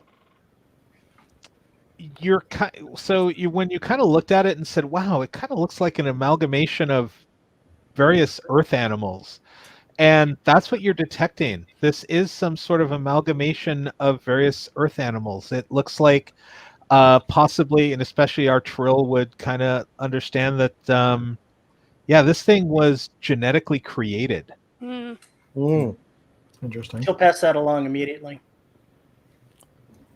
She's got a focus on advanced medical research.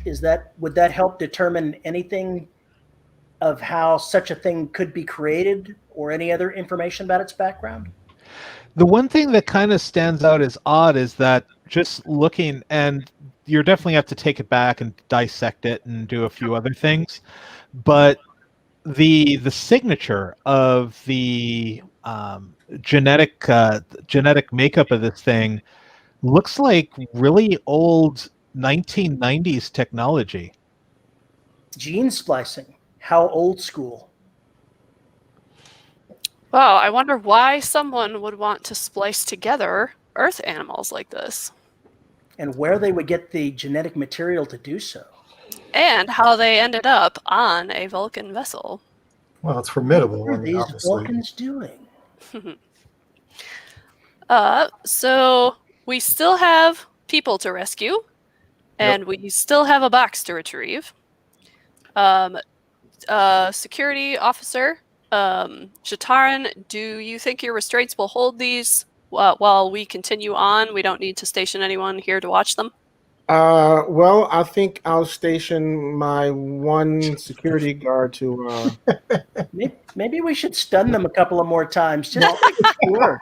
Since they're laying there. We generated so many stun hits in that last round. So if you look at Jackson, when you say that thing about maybe we should stun them some more, he basically mouths, "I'd love to," but doesn't say it out loud.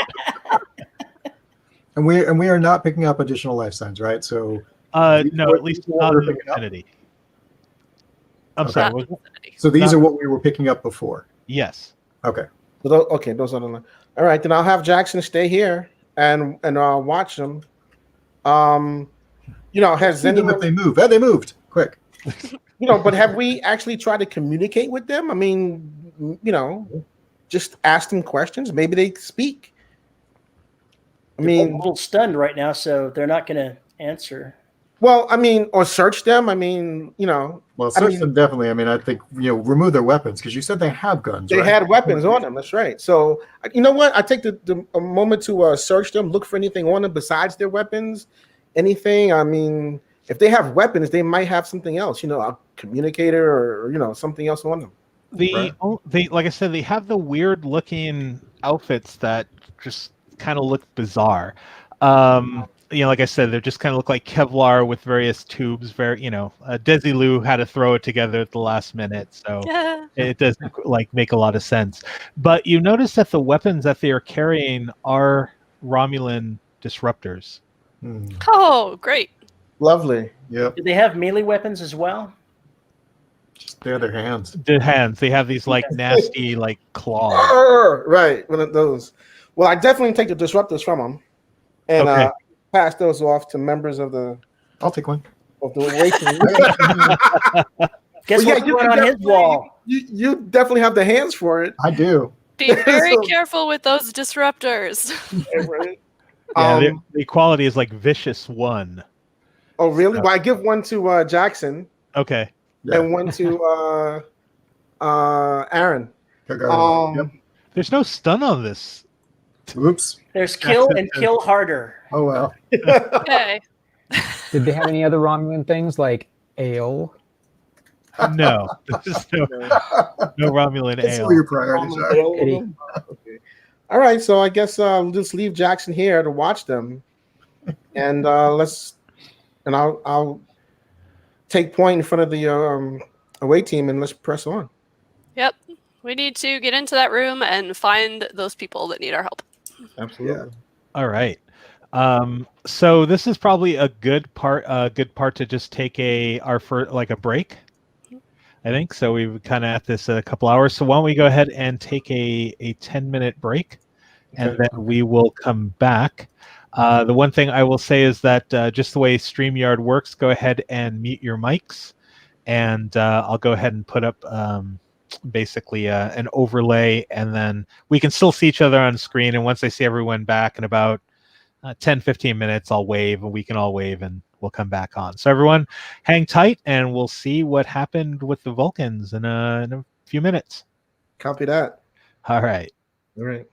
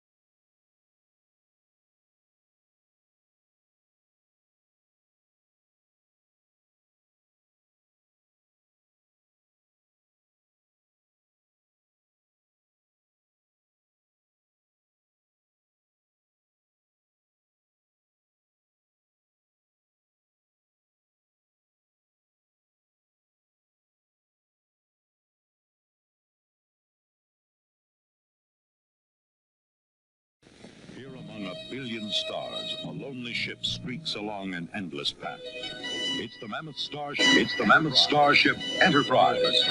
Follow her trackless journey each week on Star Trek. William Shatner stars as Captain James Kirk, and Leonard Nimoy stars as Science Officer Spock, half Earthling, half Vulcanian. There are hazards that beset the Enterprise and its crew on board ship and on alien planets. Don't miss Star Trek in color.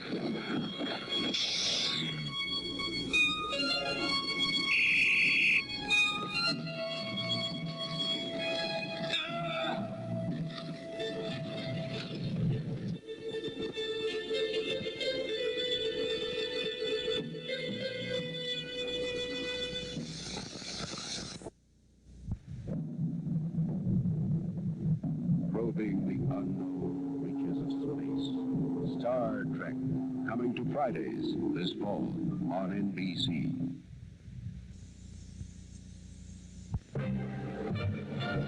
Soon, the galaxy premiere of Star Trek, rocketing in on NBC Week. The first adult space adventure blasts off Thursday, September 15th.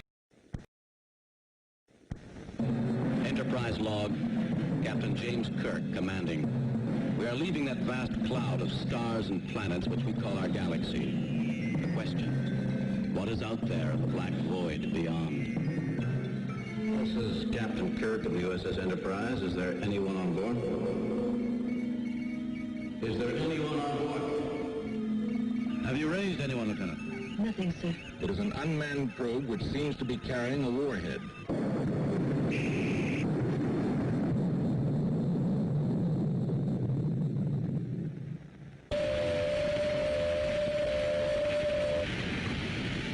William Shatner stars as Captain Kirk, and Leonard Nimoy as Science Officer Spock on Star Trek in color.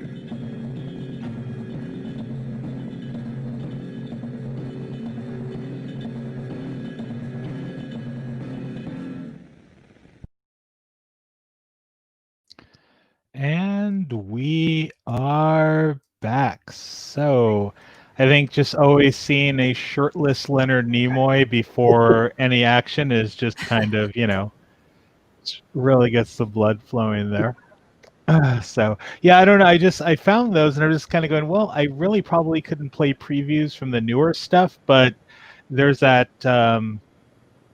fair use range of stuff that was done in the 60s. So I thought it'd just be kind of cool to show some of the NBC previews of Star Trek from that time. All right, so we are back.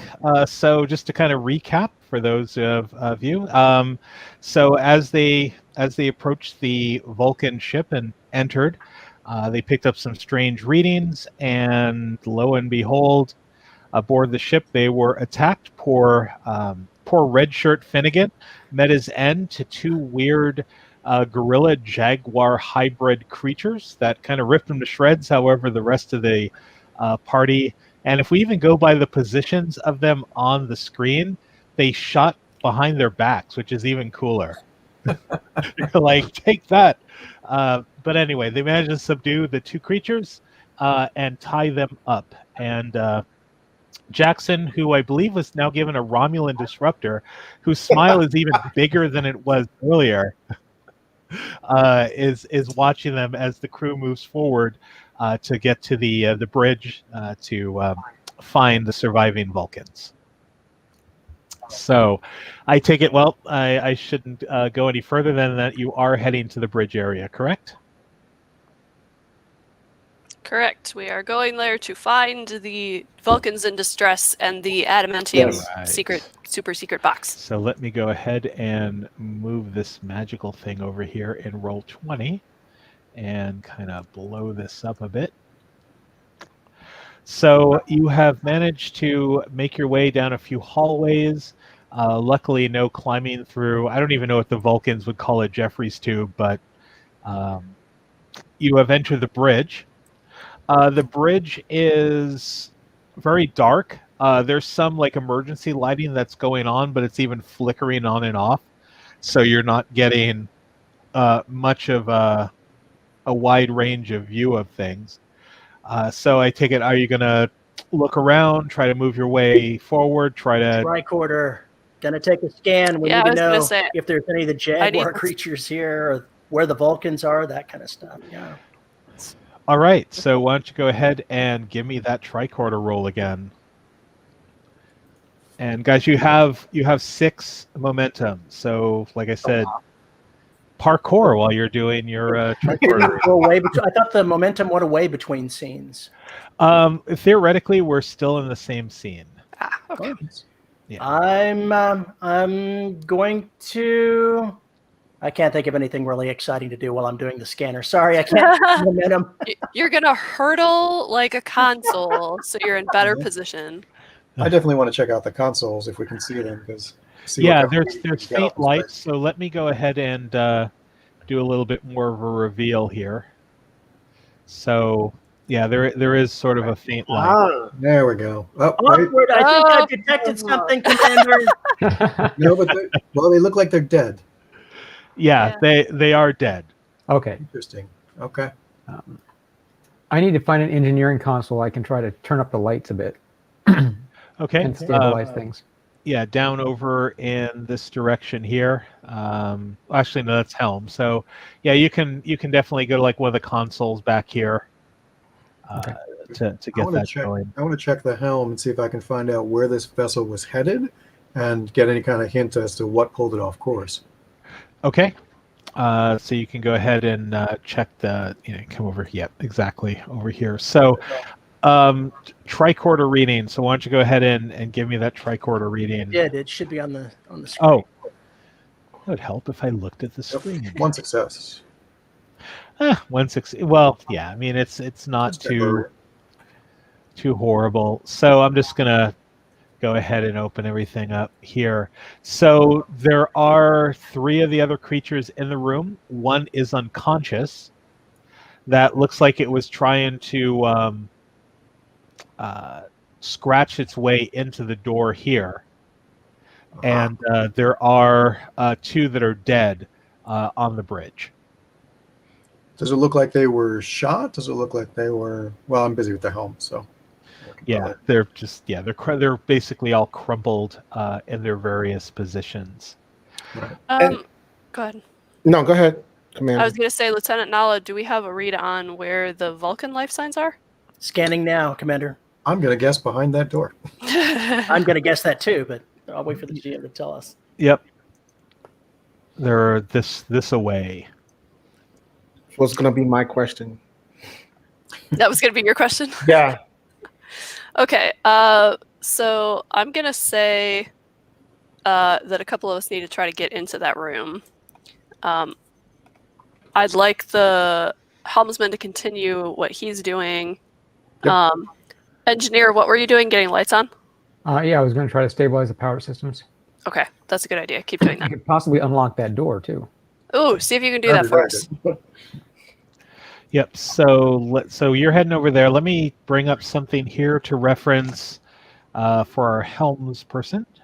Just gonna have you go ahead and make a roll here. So why don't you give me a reason and con? Cool. I can That's do neat. that. Let's see. And I will assist from what little power is left of the Astronavigation? Vulcan ship. Does that qualify for my focus? I will say Helm yeah. operations. Actually, helm operations. Duh. Okay. Complication still 1.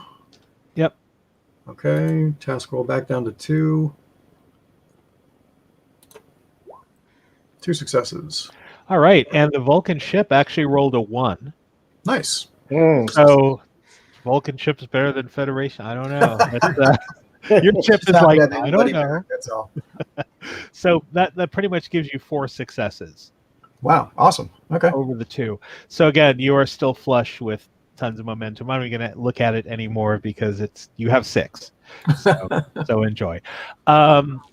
So when you're looking at the navigation records and going through, Oddly enough, it looks like the ship was heading towards the neutral zone initially Okay. and was then heading back.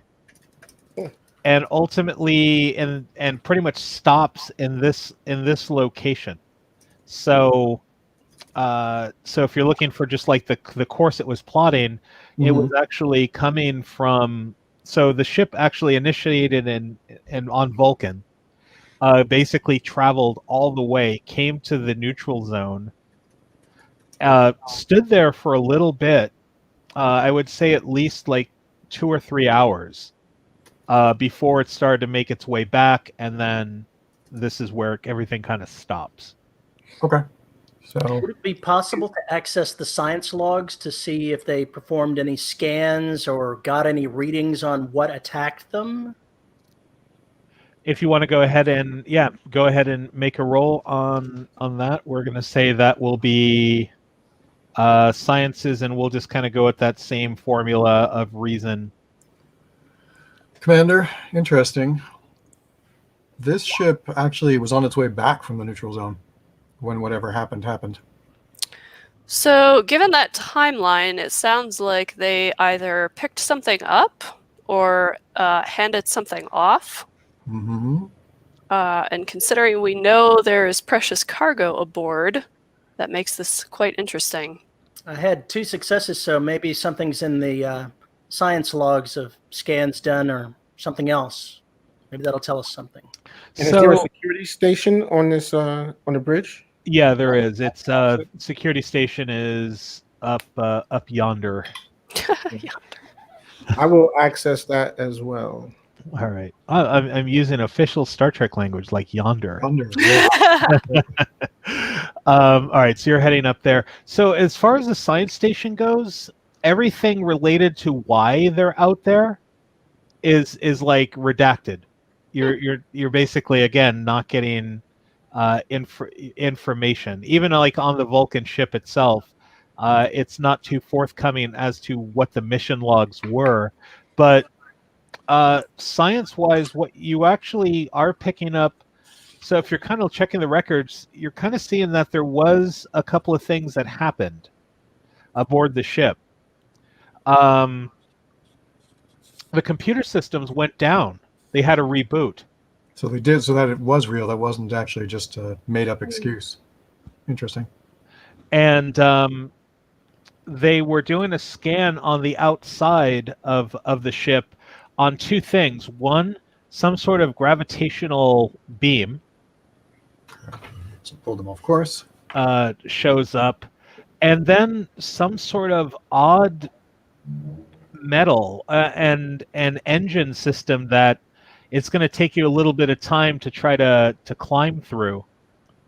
But it's nothing that you've seen recently. It's not even something that nothing that you've seen within the past 100 years of knowledge about starship technology. Nala will report that and start digging into trying to get any further detailed information out of that while everyone else is working. Okay.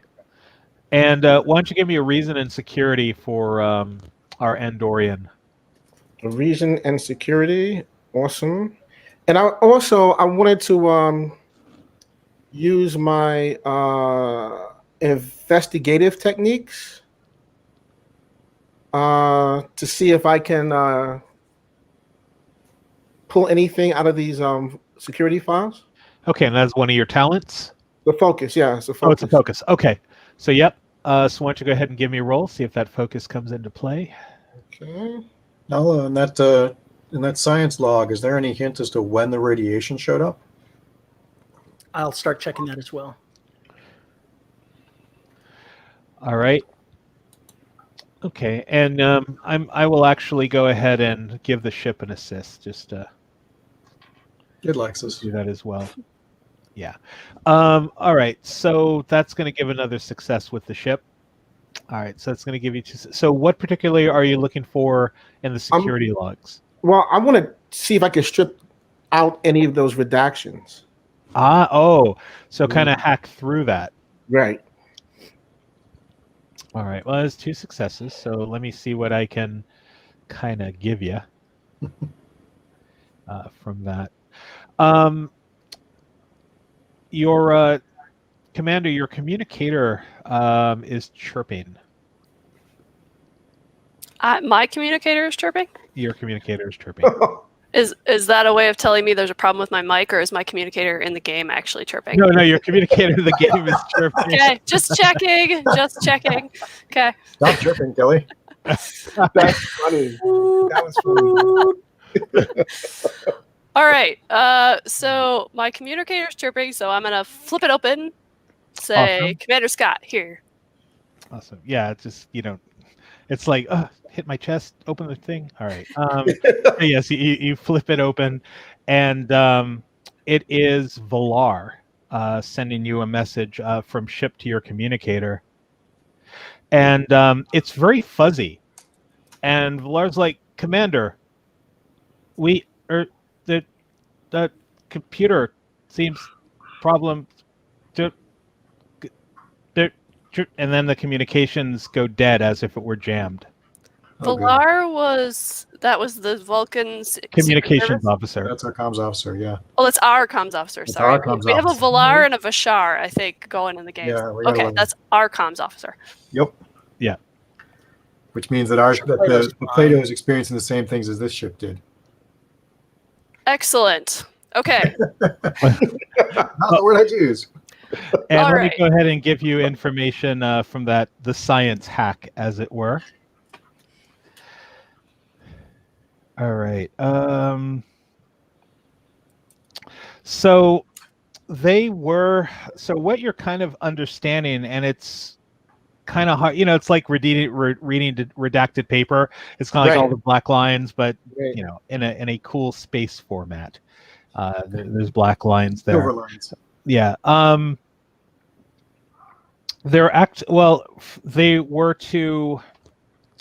They were actually going after a Romulan vessel that was pretty much through various channels, and you can't really read what channels that the Vulcans got this information from.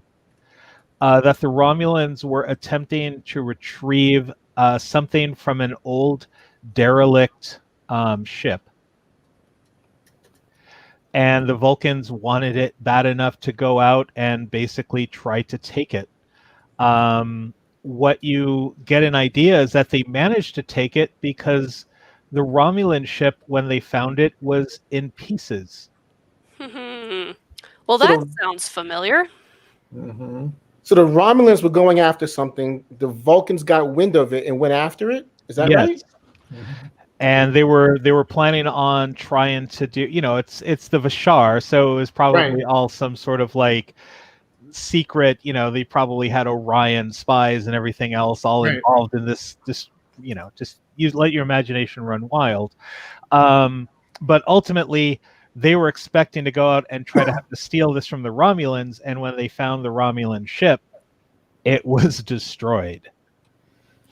Okay. So I tell this to the away team.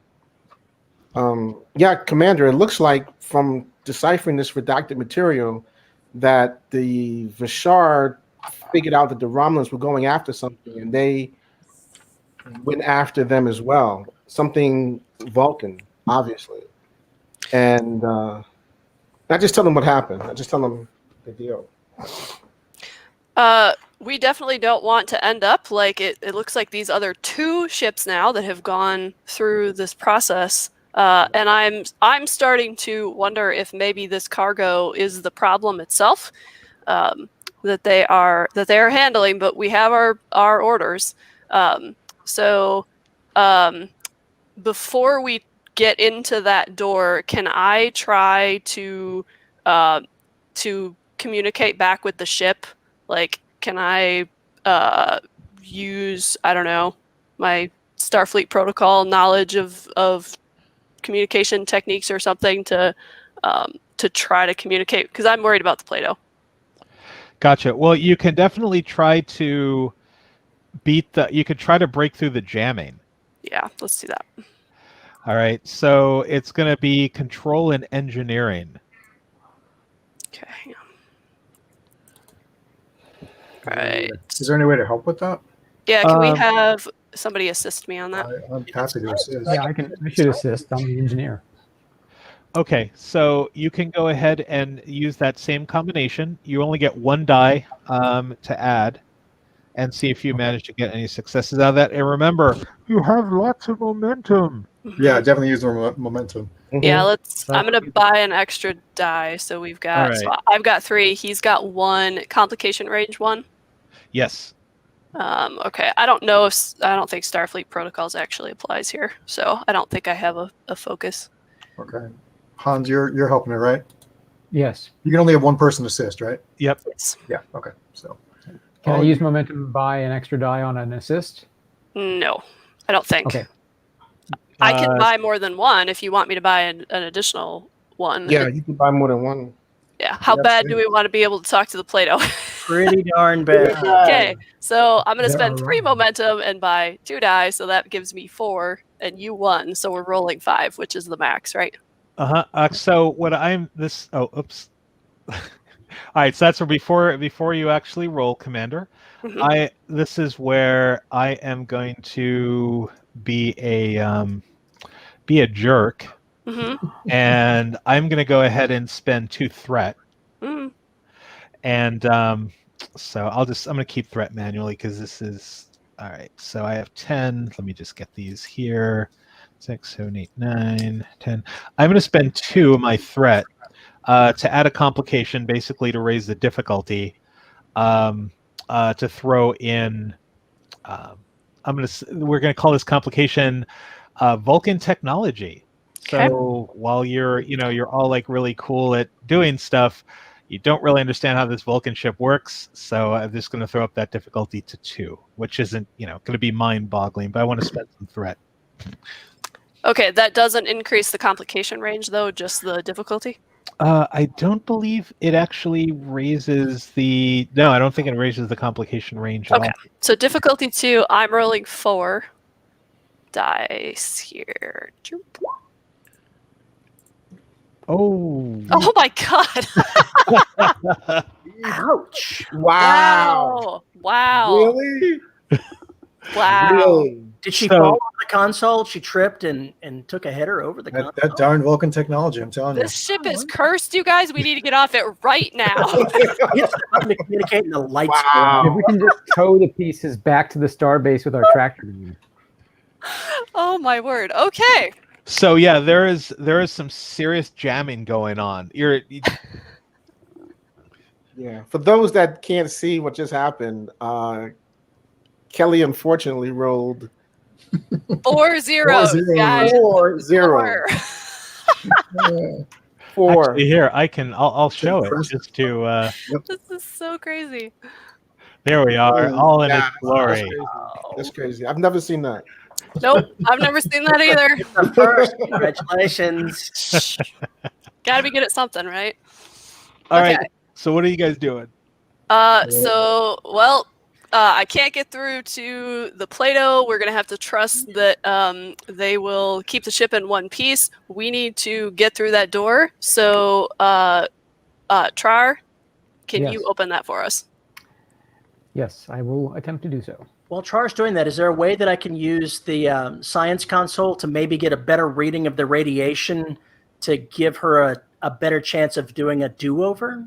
If we could figure out a way to use weaknesses in the radiation itself? What's the radiation interfering with, or? Oh, you mean for the communication? Well, you could. So a couple things you could do. You could give me, I believe it's 2 momentum to buy that complication off to try again. That's me. I'd be happy to do that. Yep. Well, I mean, you spend it from your pool, so we'll take that. We'll take that away. So yeah, if you want to go ahead and make a roll again, or I mean, you could have rolled for it, but if you want to do the easy way and get rid of some of that horrible momentum that you really don't need. That pesky momentum. Yeah. You could just burn 2 and get rid of that complication for this particular task. I say go for it. All right. So Trar, you're going up to, and the door looks, it's kind of locked from the other side, but you kind of mumble something to yourself and probably find a panel and just swing it open. Yeah. And dig through there and reverse the polarity on the magnetic locks or some There you go. Yeah, exactly. reverse the polarity of the neutron flow. Yes. Sorry, wrong franchise. But Congratulations. Cross switch to channel B. all right. And as the door, and remember, this one here is unconscious, so it's kind of snoring and making growly noises. as I pass by, I kick his weapon away. Get the Good call. zip ties. And it leads to the back, and you can see that there are. Hold on, let's get back to the thing here, and you can see that there are 3 Vulcans that are pretty much look like they're barely holding on to life. Oh wow. One is dressed in the basically a captain's outfit, and the other 2 you're not particularly sure what rank they hold, just because it's all Vulcan such. So all right, so Trar, are you going back? So who's all going back to the Vulcans and who's staying up front? I actually want to stay on the helms. I want to see whether, and I'm guessing the answer is no, but I want to make sure this ship does not have any engine capability left, because I'm not convinced that our transporters are still going to be functional, and we may have to get back to the Plato physically as opposed to beaming back over. All right, go ahead and that's kind of so this, you're going to be kind of doing something a little bit on the engineering side, but go ahead and give me a reason in engineering. Okay. I mean, I can send the engineer over to assist. He already got the door open for us. That's true. Right. Trar, if you want to assist, same thing, just 1 die. Complication range still 1? Yep. Okay. Nope.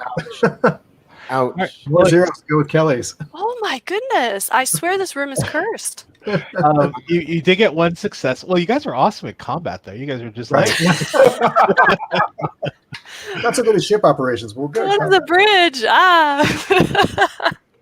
But 1 success is honestly all you needed to go ahead. So Well, I hate to point this out because it's not in our favor, but his success doesn't count unless the person rolling. oh, gets at least Right, one. because That's right. That's oh, right. wah, wah. I was successful in helping him, but he was still unsuccessful at his task. In his task. Right. So so just kind of giving some logic to what you know about the ship from the outside, like one of its nacelles is, well, actually they don't have nacelles. They kind of have that weird disky thing for propulsion, but like part of that's missing. So probably maneuvering the ship is going to be a little difficult. Right.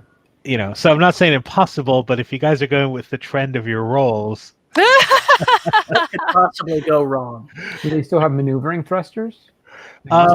you can probably maneuver it, but right now the concern is the debris field in front of you. Okay. And it's kind of, I mean, you'd probably be able to get it to move, but I'm just almost kind of picturing it being able to you'd have to fight it from going in like one direction, just because of the circle is broken. I mean, even if it winds up being, the Star Trek equivalent of basically getting behind the car, putting it in neutral, and giving it a push, if it can get us out of the radiation field, that'll be worth it. Unless the box is causing the radiation. Mm-hmm. Well, yeah, there is that. I'm trying not to think about that. Thanks. Okay, so I'm going to take myself, the security officer, and I think the engineer into that room. Okay. And I'm going to ask our con officer and our science officer if they'll stay out here on the bridge and keep combing for any information or other ways off the ship or any data that can help us figure out, how do we deal with this box? Yep. Something that I do need to point out is I have a focus in trauma surgery. Oh, well as you have advanced. that. Oh, So if they're injured, I may actually need to be there. Okay. Yeah. So take him with you, and the engineer and I can look for stuff. Yeah, let's do that. All right, so we are going to now move to our third chapter. Dun dun dun. Dun dun dun. All right, so now momentum resets. And all right, so as you go into the as you head into the room, so do you want to they're all unconscious. Is there anyone that you want to try to revive first? The captain. All right. So if you remember from the briefing, this is Captain Dath. It's very elitist. Sorry, I need to talk to the person in charge. He said it's elitist. That's hilarious. And you can just basically, well, I'm sure that one of you probably has a hypo to go ahead and try to. Science officer said they had a medical. Yeah. Yeah. So I don't actually see them on my screen. I don't know where they are. Oh, that's a good point. Yeah. Yeah. That's a I good would question. say Visible they're kind of huddled over in the corner. I just kind of forgot to put minis for them. Minis. I keep calling them minis. They're not particularly minis. That's what they are. I mean, they're close enough. Hold on. I can fix that quickly. Okay, let me, while you're doing that, Lieutenant Nala, report, what's their condition? I'm checking now. Okay, let's see. They're Vulcans, so oops. Do that. And what is this room that we're in? This is kind of a captain's quarters meeting room sort of thing. Looks more like very a weird air. Yeah, very weird thing going on in the middle. And those look like Yeah. spears on the walls. I'm just pointing this out. Might be a chandelier, maybe. This is I did a search for Vulcan starship bridge, and this is what kind of came up. So I think it looks really cool. We're just like extrapolating what all these little things are. It does look cool. I mean, if you told me that was the warp core, I would have believed you. So, you know, Right? It's true. kind of what it looks like. It I know reminded me of the thing from Shinzon's ship. Yes. Oh, That's a really big Vulcan. what did you? Oh. Run away! Now we know what the experiment was. That's funny. There's the one. Isn't there an animated episode with a giant Spock in it? Yes. Yes. Yes. Okay. The Infinite Vulcan, I think it was called. Is that what it's called? and no Abraham Lincoln. All right. Wow. So there they are, Larry, Curly, and Dath. Excellent. So yeah, so they're basically over in the corner, just against the wall. They look pretty beat up. So are you going to? I'm just gonna say that you had a spray hypo. Are you going to go ahead and try to spray hypo them? Yes, I will, with the appropriate things to spray hypo them to help them get better. All right. So let's just say I'll just kind of throw something out there. Let's just go with we'll do insight and medicine. And does my focus in trauma surgery give me any? Yeah, we can use that. So if you basically your dice roll under your discipline of medicine, then you'll get an extra.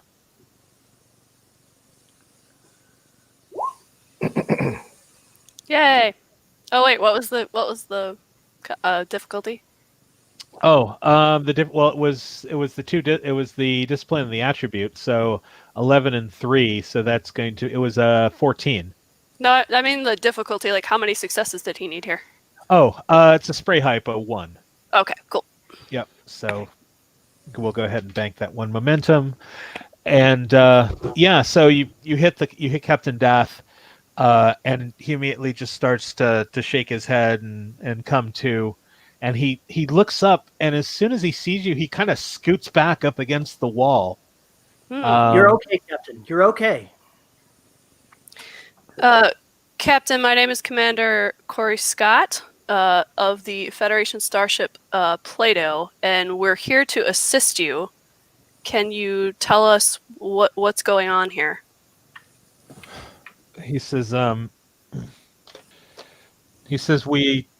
can't talk to about it much other than and he points over to one of the Vulcans, who actually you can see has their body wrapped around the case or the Oh, thing that you're looking Oh, okay.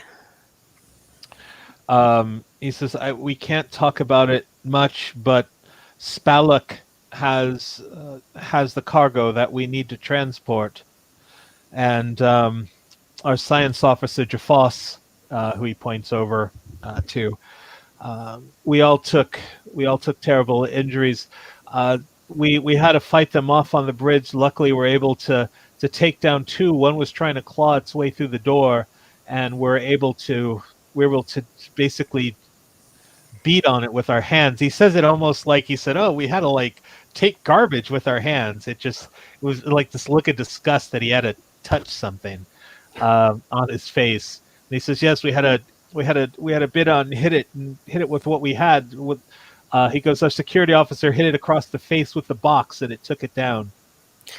Well, we're here to help. Our mission is to retrieve you and get the box out safely. Do you know what those creatures are and where they came from? He goes, "We." While I can't talk of the reason why we're in this sector, I can say that when we were heading back to Vulcan, and not far from our destination that we're heading back from, we suddenly had our it, our computer started going awry, going down, and then suddenly there was one point where our screens filled with imagery, and I think it's Earth imagery, but I can't be sure. And we just couldn't get rid of this noise, so I ordered the ship to them to just kind of shut down the systems and reboot so we can get out of here. And as we did that, we were being pulled by something. And realistically, we were being pulled into something, and his eyes grow really wide. Even for a Vulcan, he's like now showing some emotion, and he's going, something was trying to eat the ship, to bring it in. We managed to pull forward by using forward thrust, but it just tore the ship apart. And before we knew it, things had inhabited the ship and were running rampant and killing people, and it's horrible. Okay. There's a chance that something similar is happening to our vessel right now. We've lost communications with them. So I may ask you as we escape here if there's anything you learned that definitely didn't work or that seemed to help. And I also have to ask you, is what's in this box going to be dangerous for us to try to move through the ship or to transport off? I don't want to cause further damage to your crew and mine. Captain Dath looks at you and says, "Honestly, we were instructed to take this from a certain location. As to what it is not our concern. It's not logical to peek in the box, as you would say." I think Starfleet may have very different protocols for that than the Vashar, but we respect that it's your property, and my orders are just to get you out of here with that thing intact. When you say Vashar, he kind of looks at you like you just said some crazy talk word. You probably figure it's just because he doesn't want to. It's kind of like you don't admit there's a Santa Claus. Mm-hmm. I apologize if I have said too much here, but we really do need to get moving. Do you think your people can stand up here so that we can rejoin my crew on the bridge and come up with an escape plan? Yes, yes, we can get them up, and he'll actually get up and help everyone else. Just kind of get everyone into consciousness to walk out.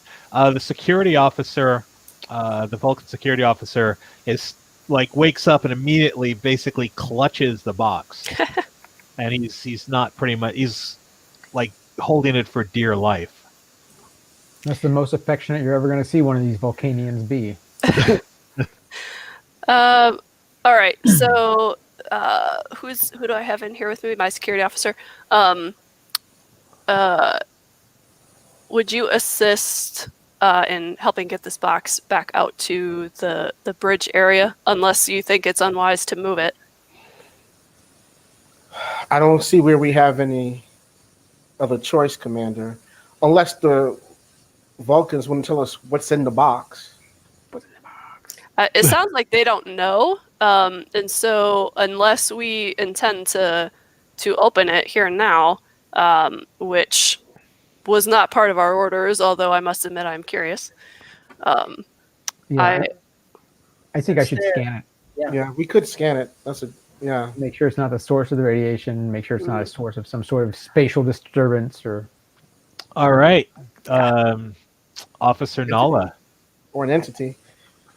Why don't you go ahead and do the magic? That's reason and science again. Yep. Can we? Oh my gosh! Telling you. Do I have a tricorder?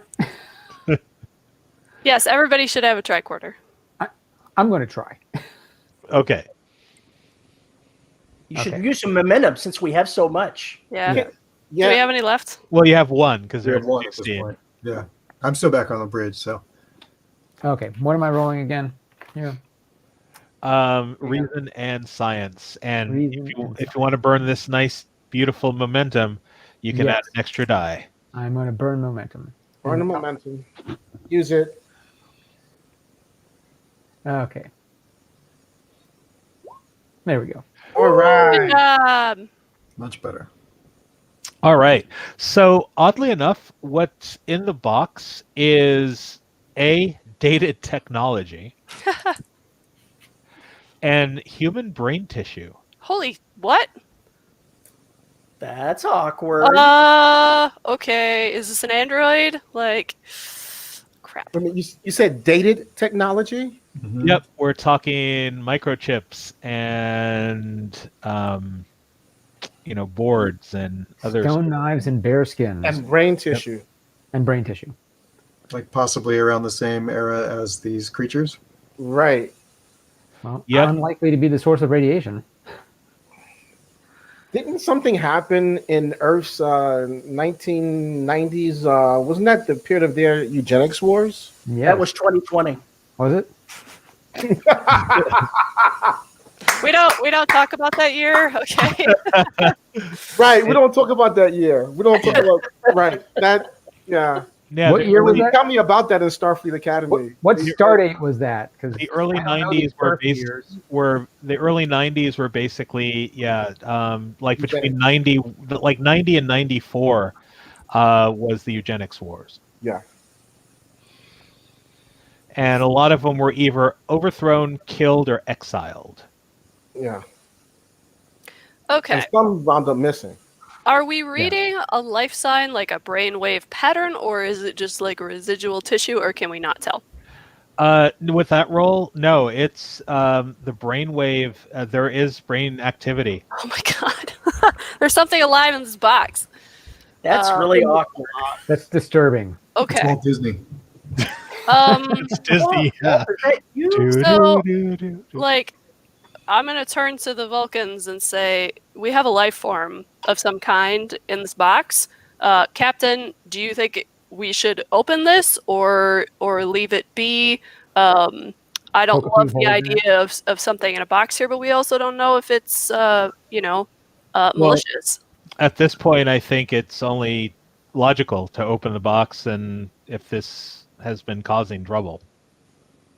All right, I'm going to look at the security officer and the engineer and say, have at it. What's in the box? What's in the box? Ooh, a 7 reference. Also a William Shatner reference, so you know. So you put the box down, open it up. It's John Doe. And in the box itself is this weird, like, oblong, almost looks like a silver egg. Ooh. And attached to it are these nodules and pipes that go into something that looks like like a Raspberry Pi. Oh, what? Wow. No, like This a is like deep a little into Android technology. box, like a little Linux box. Oh, I see. Not a Oh, pie. not Not like a actual pie. pie. Oh my Actual God. computer. Pi, Okay, Raspberry Pi. that was going the other direction. No, I got it. Raspberry Pi. Yeah, Things are getting all kinds of weird, but this is TOS, so I was going to go with it. Wow, there's a baked good in there. Yeah, like what? Something It's has baked evil. Evil baked in. That's the new name of the scenario. Evil baked in. Don't touch it, Mom. It's evil. So I look at the Vulcan captain and say, do you want to do the honors of trying to communicate with it, or do you want me? Well, I think we should probably try to get out of here before if you're asking me if I want to mind meld with this, then I probably wouldn't want to mind meld in this environment. That's definitely fair. So we put the lid back on and transport it, I guess. We have to get either A, communication back with our ship, or get to a transporter room and get a good sensor lock on the Plato. Or get a shuttlecraft if there's a shuttlecraft on the ship. That's what I was just thinking. Right? They have shuttles, right? Yes, they do have shuttles. Okay. I can pilot us out of here. I was gonna say, Cargarin, can you locate where their nearest shuttle bay is that has an operational shuttle? I'm hoping that I already pulled up the schematics while you guys were all in the ready room. Yeah, that's fine. You can you definitely find the area where the shuttles are. The unfortunate piece of where the shuttles are, though, is an area that has hull breach. Of course. Well, we have environmental suits, but they don't. So I can. Everybody in the box, hurry! I don't think it's that big of a box. I'm just kidding. do they have their environmental transporters suits here? I mean, working? it is a science vessel. Maybe they have environmental suits tucked away. Yeah, they can. They said that we can. Let's go ahead and.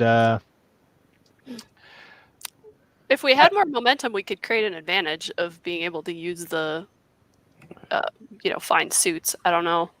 I so badly want to just spend threat to do horrible things, but I You're was. allowed. I know. Do it. You just want me to burn my loving threat.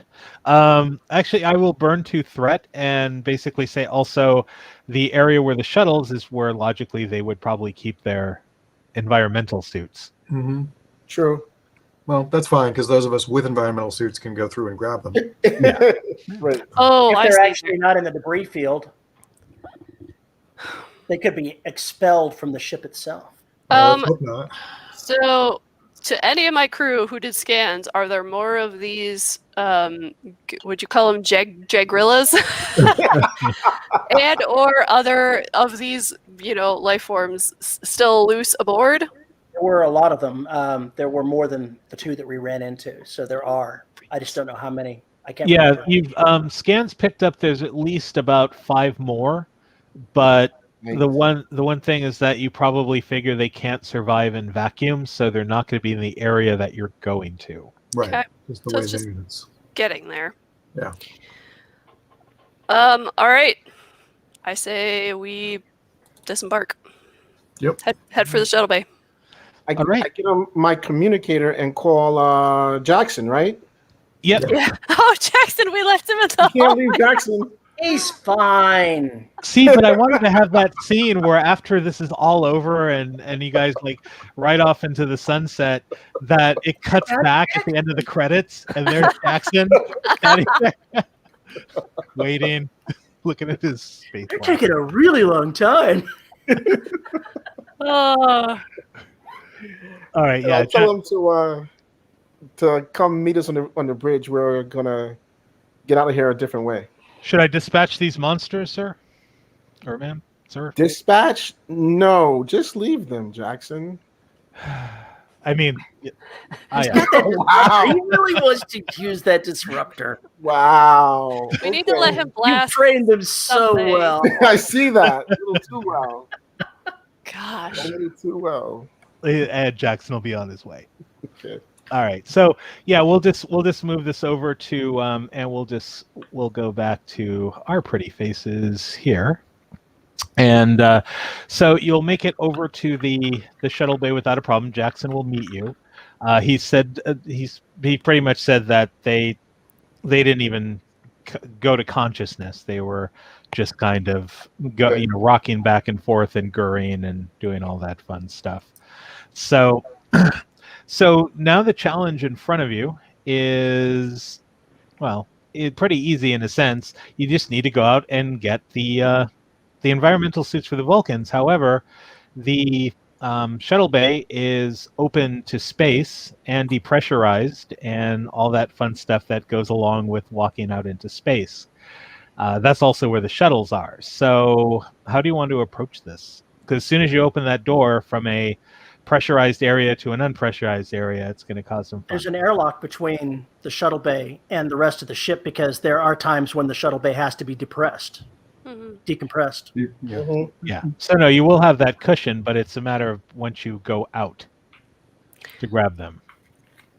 Well, it shouldn't be like a rushing vacuum out, right? It's just going to be open, depressurized space.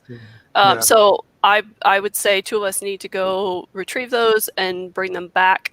And is there? I would say our con officer can come through with us and get in the shuttle and start prepping it while we're getting the Vulcans taken care of.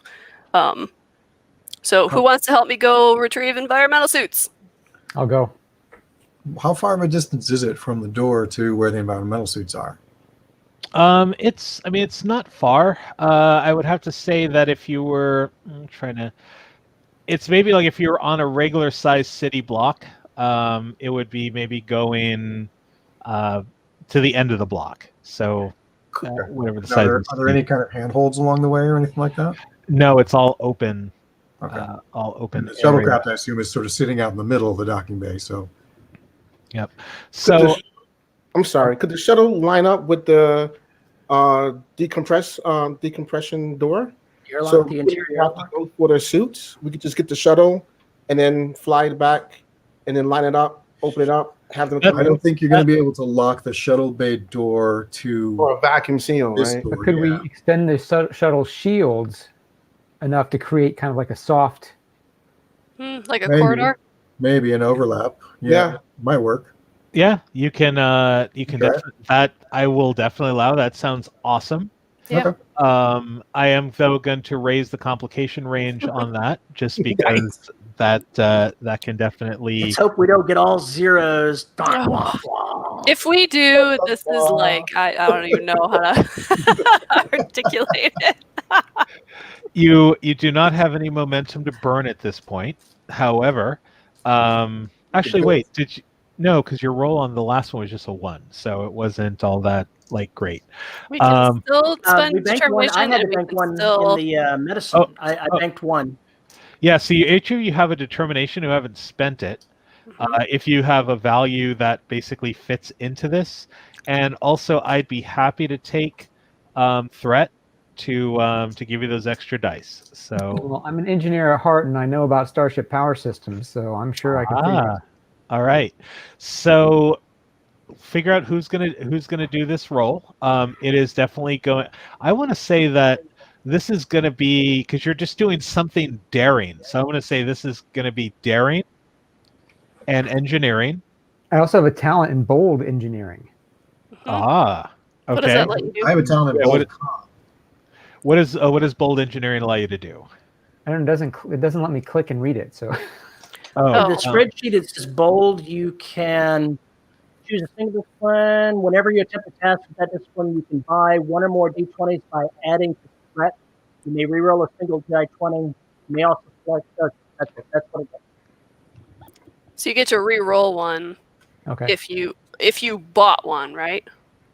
I think so. Yeah, I think Terry, you kind of went Charlie Add Brown. to threat. Whenever you attempt a task with that die, and you buy 1 or more d20s by adding to threat, you may re-roll a single d20. Yeah, we don't want to add to threat. So I will buy an extra d20 with threat. Okay. I do have a focus in Starship Power Systems, so will that extend to the shuttle as well? Yeah. It'll be it can definitely extend to the role. Okay. So wait, but you're trying to, because we're trying to extend the shield from the shuttle into here, Right. which means you've got to come with me to the shuttle first. Yeah, I have an environmental suit. That's fine. Okay. All right. All right. So the two of us are going through the shuttle. I'll start prepping. You start working on the shield. We Okay. got this. All right. So one thing I want to say is that as you go out, you can see the Plato, Right. and there's no lights. Oh, Yeah. crap. Oh. That's Gosh, I wonder if they rebooted the computers. Wah, wah, wah. Do we see All a right. giant space shark chewing on it? Not yet. Is there any way for me to try to contact them? I know we already tried this once, but is there any other equipment in the shuttle bay here that I can use while they're making shields to try to contact the Plato a different way? The With light their- on your helmet. Communicator, just a regular communicator. They did that all the time on TOS, right? Just because you're not that far. We're not that far. Yeah. Well, it was all interference-y before. Are we Oh. outside of the... We're still in the radiation zone, aren't we? I would assume so. Yeah, I will. I mean, if you want to give it a try, it's going to be a hell of a roll. But the worst you can do is, 4-0. I don't know. The worst you can do is 4-0. Nice. It's not like your communicator's going to melt. Yeah. Probably. Probably. Mostly. I don't know. I'm worried about what's going on out there. I guess there isn't very much we can do to help them. Do you know Morse code? You could use the light on your environmental suit to signal them. All and right. hope somebody's looking out the window at that precise moment. Exactly. Right. Let's focus on getting out of here, and then we Okay. can worry about helping them. Yeah. All right. So why don't you go ahead? Go ahead and do both rolls. Let's do the engineering one first to get the shield, and when we could try the communicator to communicator. Because Okay. Do you need me to do anything to get the ship up and running? Or, I mean, it's a basic shuttle, so. yeah, basic shuttle. Nothing special. What's the complication range? Is it just one? Complication range for this one, and I'm raising that to 2. Okay. Oh, but I can assist him on this. Yeah, you're with them, right? Yeah. I am. Yeah. The two of us are right Okay. there. So. So go ahead and make that same roll. Which is it? It's daring and engineering, Daring and engineering. Great. Okay. and you get 1 die to roll One to see die. what you can do. Got it. Very nice. I'll let him go first. Look at that. Wow. Look at all those ones. The dream Wow. team.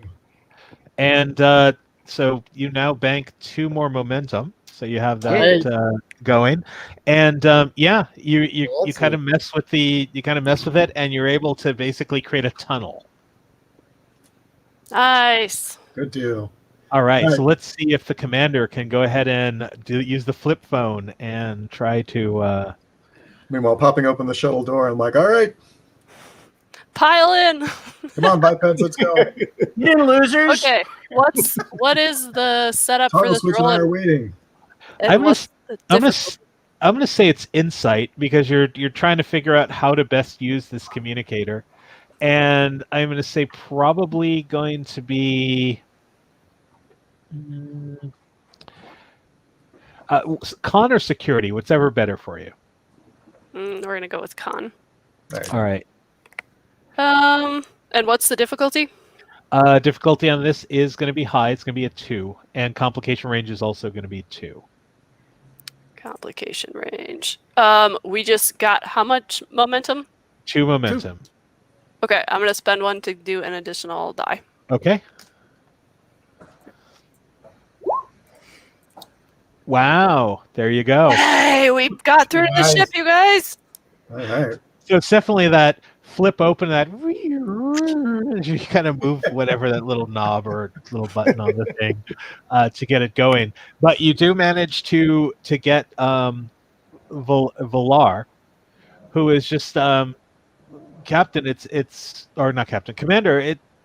You're calling me on a Are you on the ship?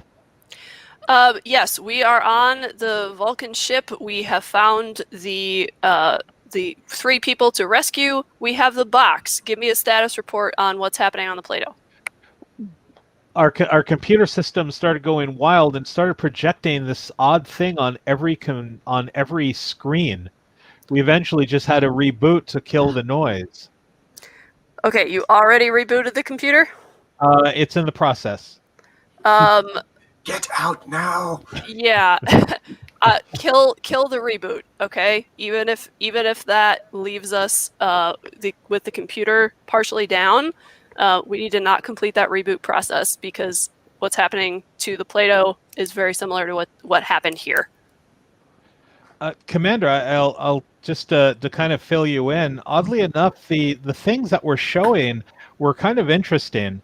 They were all scenes from, or like almost news clips and video from 1990s Central America. Because I was sitting here trying to reboot, and I did a little bit of research. It was showing a former dictator by the name of Alejandro Venezuela Cedillo. Oh Lord, that's who's in the box, isn't it? Pardon, Commander? In the box. Sorry, that was out of character. Sure. I'm sure. Well, I don't know. Maybe he would mutter that under his breath, but so okay. I'm pretty convinced that what's happening on the Plato is a direct connection to what happened here on the Vulcan ship. So please proceed with caution. Do not engage with those images any more than you need to. Well, we can't because the systems are down. But I was just using it. I was going on a tricorder, just trying to access what information we had here. But I won't anymore. So don't reboot the systems. I turn to my team and say, "You guys determined that was part of the problem, right?" It's not necessarily a causal factor, Commander, because there's no way that whatever's on the Vulcan ship could be directly affecting our computers there. There has to be some external force. Perhaps whatever was pulling this vessel aside, the gravity beam, is from a third party. There may be something else out there, Commander. All right. So safe to continue reboot then, you think? I can't imagine why it wouldn't be. I think that's a side effect of whatever's happening rather than a causal factor. My cat will now confirm. Yeah. Thank you for your assist there, Kitty. How did Doctor get there? Okay, so I tell Villar to go ahead and continue with the reboot, but to attempt to scan externally for any signs of, weird things happening outside the ship. Okay. Yes, sir. And they close communications. And, just as you're getting in the shuttle and just taking off towards the ship, you can kind of see that the Plato, the kind of sparks of lights flickering across. You have to reboot because otherwise the ship's dead in the water. So yeah, we're not going anywhere if we don't finish the reboot. Yeah. Okay. Yeah, it was more the computer systems because the shutting down the engine core wouldn't, So those two little like lights are the weird, almost like Tesla coil looking things, the red things at the end of the nacelles. I don't think it is something external. I think it's something basically, hits the ship, overloads the computers, forces the shutdown, and then while you're shut down, that's when it strikes because you're vulnerable. The external causes the internal thing. Yeah, the internal thing I think was an attack basically. Yeah. It's like a virus basically. It sends in, wipes out the computers, That's right. down all your defenses, and then it hits you. Yeah. So. All right. So you're heading over in the shuttle. So a couple of things happen in sequence, and then we're going to go ahead and hit our last scene here. Let's see here. So Space Shark. So two things as you're kind of heading over in the shuttle, and it's a little bit of a bumpy ride because you're still trying to like navigate debris. But I'm just gonna have you roll because it's not impossible. It's a shuttle small enough. Right. But a couple of things is that one, almost like a dark rectangular shadow, kind of forebodingly kind of presents itself behind the Plato. Oh no! That would be the Space Shark. Shadow. Called it, Aaron.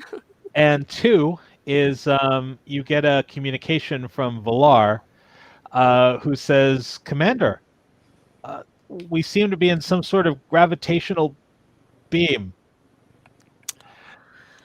Uh, And- Reinforce shields immediately, and don't attempt to force your way out. All right, and with that, we will go to the last chapter, Dun dun dun. the escape. Let's hope. Let's hope it's just Please. All right, so what you're as you're heading over, and then I'll let you guys tell me how you want to land the shuttle or where you want to take the shuttle, is what you're seeing kind of looks like almost a. So, like if you go to a shipyard or a cargo place and you see those giant containers that they load on the ships, this big rectangle, that's what it pretty much looks like. It's just this metal cargo container that just seems to be coming up. It looks like it has been upgraded, as it were, or at least there's been things attached to it to make it or at least a somewhat of a maneuverable vessel. And it almost seems like there's the sliding doors of the freighter are open as it's kind of coming closer. So it almost looks like it's coming to try to swallow up the ship. And you can, and I'll let you, if you want to make sensors to kind of figure out everything else. But that's really what's happening is let me see if I can illustrate here. Hold on. That is one heck of a cargo container if it's going to swallow a science vessel. Well, now we know what chomped on the ship, Yeah, exactly. those doors.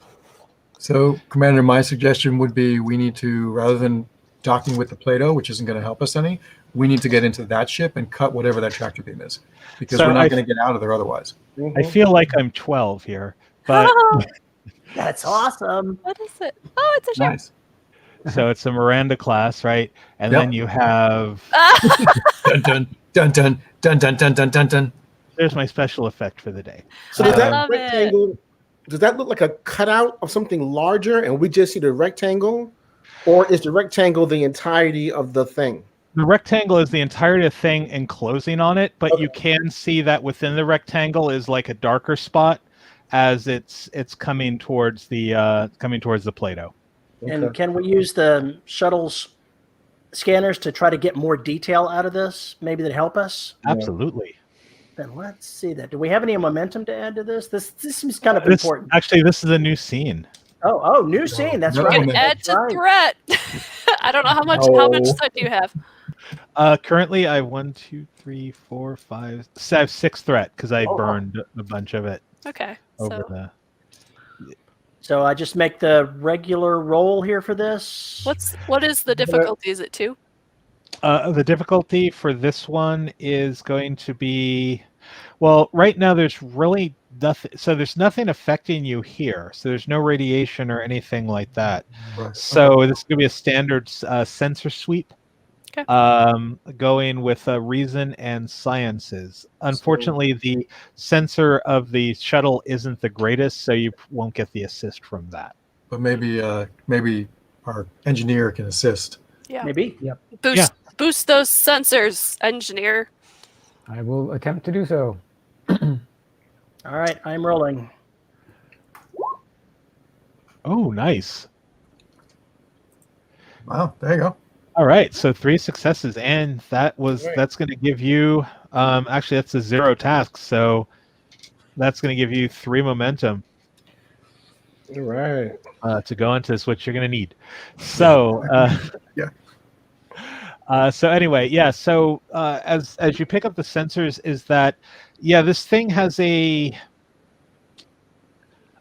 is a tractor beam on it. The tractor beam doesn't appear. So the device or the big block itself, basically, if you, I don't know, carbon dating is the word I want to use, but the materials are old. So this thing might be from the time of where everything's kind of coming from. Yeah. However, you're picking up refits or retrofits to it. It's scavenging off other ships. Yeah, and some of it you recognize the technology, and some of it you don't. Reavers. It's Reavers.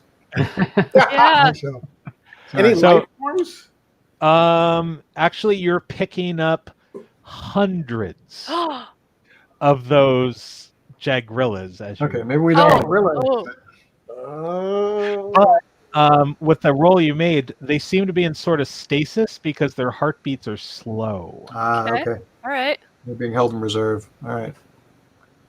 So is the tractor beam accessible, or are we going to have to pull Obi-Wan Kenobi and board the ship to kill the tractor beam? We're gonna have to. I mean, what can you do to a tractor beam in mid-space? Like,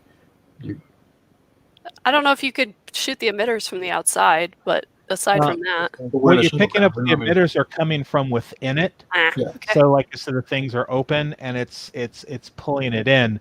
And you can, as you're looking at this in the shuttle, you can actually see the Plato start to turn.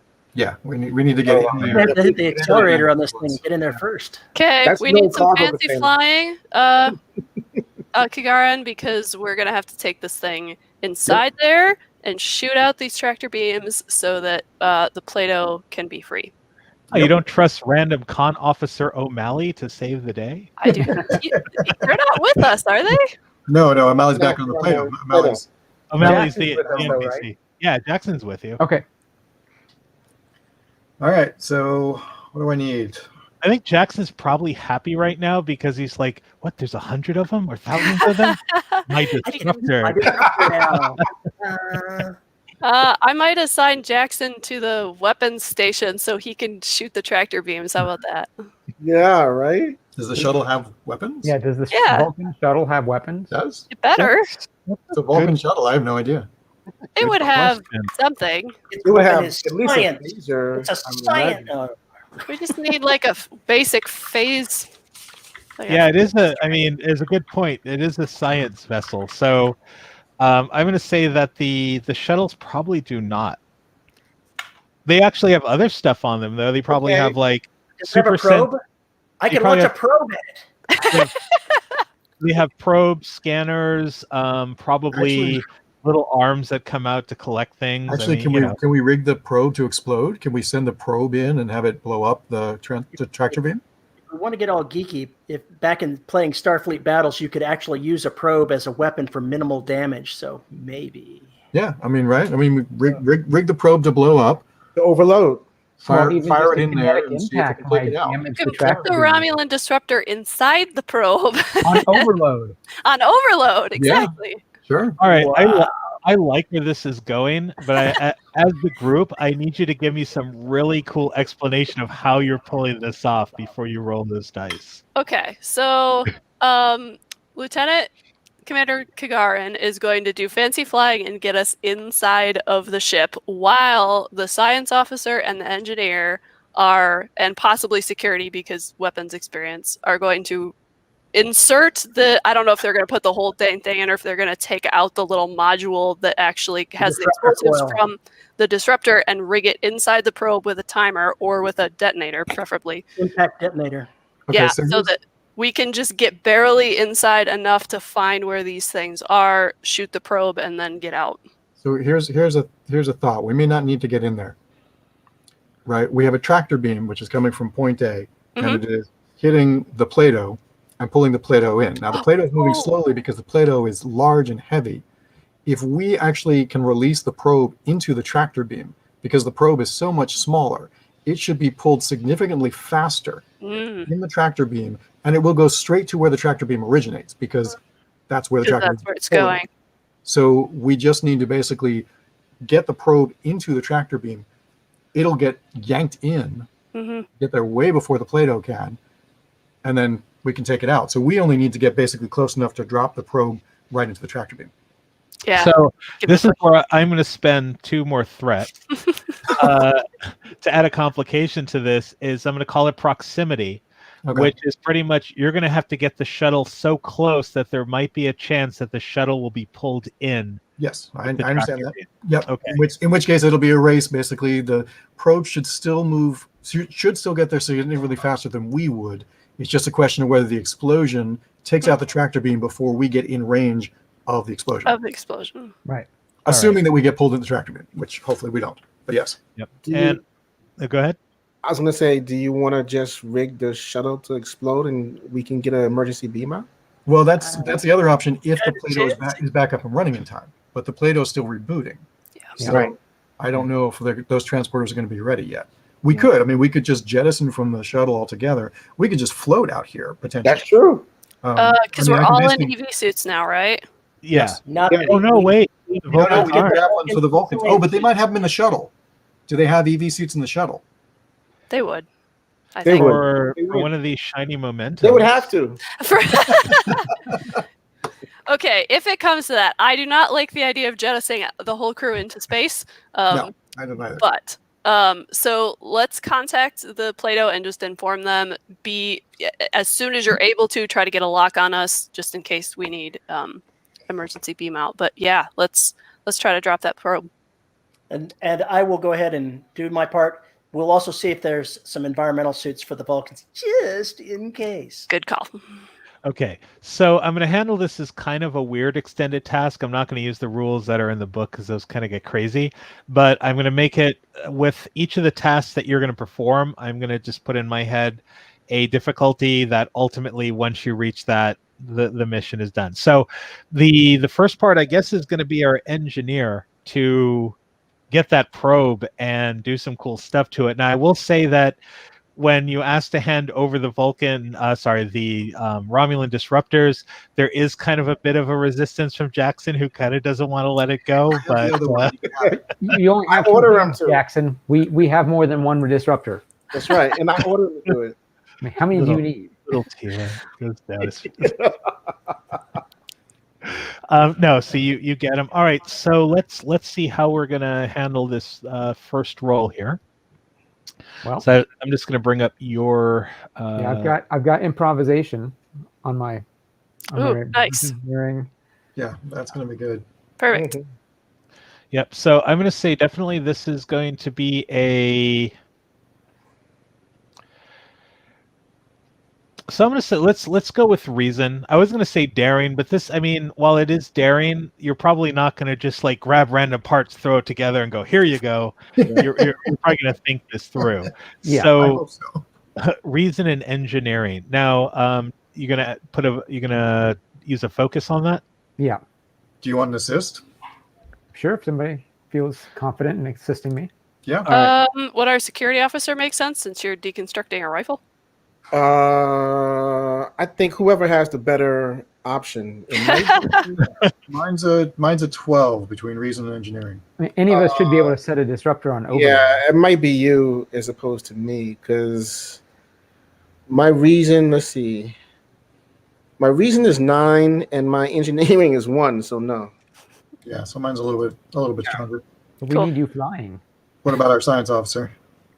All I right. was wondering if there's a way that I have joined, and it says that once permission that I can declare that my former host has expertise in a relevant skill or field of study to gain. Like demolitions? Yeah. Oh, definitely. Do it. Yeah. There you go. So that's what I'm going to do here to help perfect. them out. Okay. All right. So at this one is going to be complication range 1, but that complication range is going to go up to add a little pressure to things as we as we go on. So everyone, go ahead and make your rolls. Okay, so wait, so am I making the assist or are you making the assist? Science officer. Yeah, okay. How do you make an assist roll on this? How does that work? So It's the same. You just put task roll to 1 because you're just Yeah. going to roll 1 die instead of 2. It's reason and science still? Yep, it is Okay. reason and engineering. Engineering. Okay, just making sure I'm writing in the right ones. And here we go. Yay! Oh wow, nice. there you go. All right. So that is actually, you guys are now at now max momentum for this. Maximum momentum. Right. For this is good, and I'm running out of threat. You guys got to get me some threat. Nope. No, that's all right. All right. Boat is rigged. So that first part is done. All right. So yeah, you spend some time. You put the probe. What does the probe look like now? Because usually the probes are kind of these like round looking. basketball-looking things. What Probably is? looks very similar. I mean, we just opened up the case, took out any of the sensor equipment, and replaced it with a disruptor that we wired into the interior. So from the exterior, it pretty much looks the same. But now it has like a sickly green glow that emits every. All right, there we go. I was going to say, There we go. Yeah. Bad special effect glow, or is there like dry ice coming out of it? Or... yes, there's smoke coming around the edges. Yeah. And that hum from a disruptor sound overload. It's sort of. All right. So, question from the commander: do we have control over the timing of the of the explosion here? Can we detonate it, or is it just when this thing hits overload, it's gonna blow? That's a good question. How you guys? We were trying to rig it so that it wouldn't actually fully overload until it impacts something. Impact. Okay. Okay. Right. Yeah. Yeah, your successes easily allow for whatever you want to do with it. You can even play music as it, Exactly.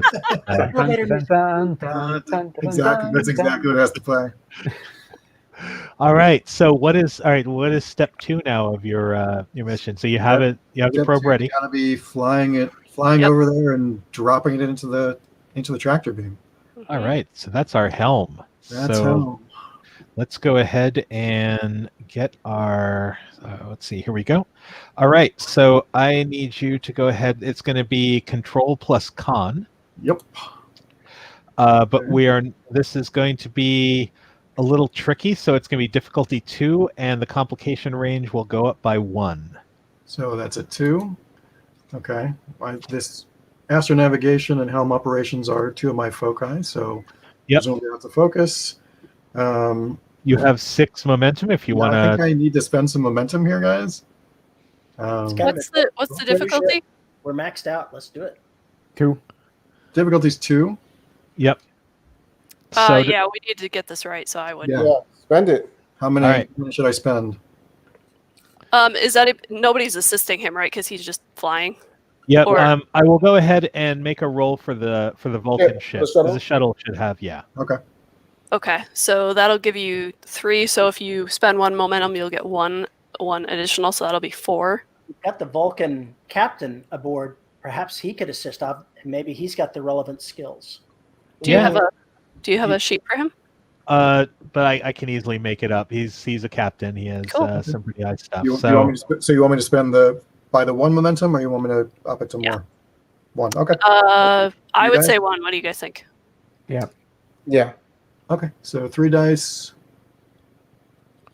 All right.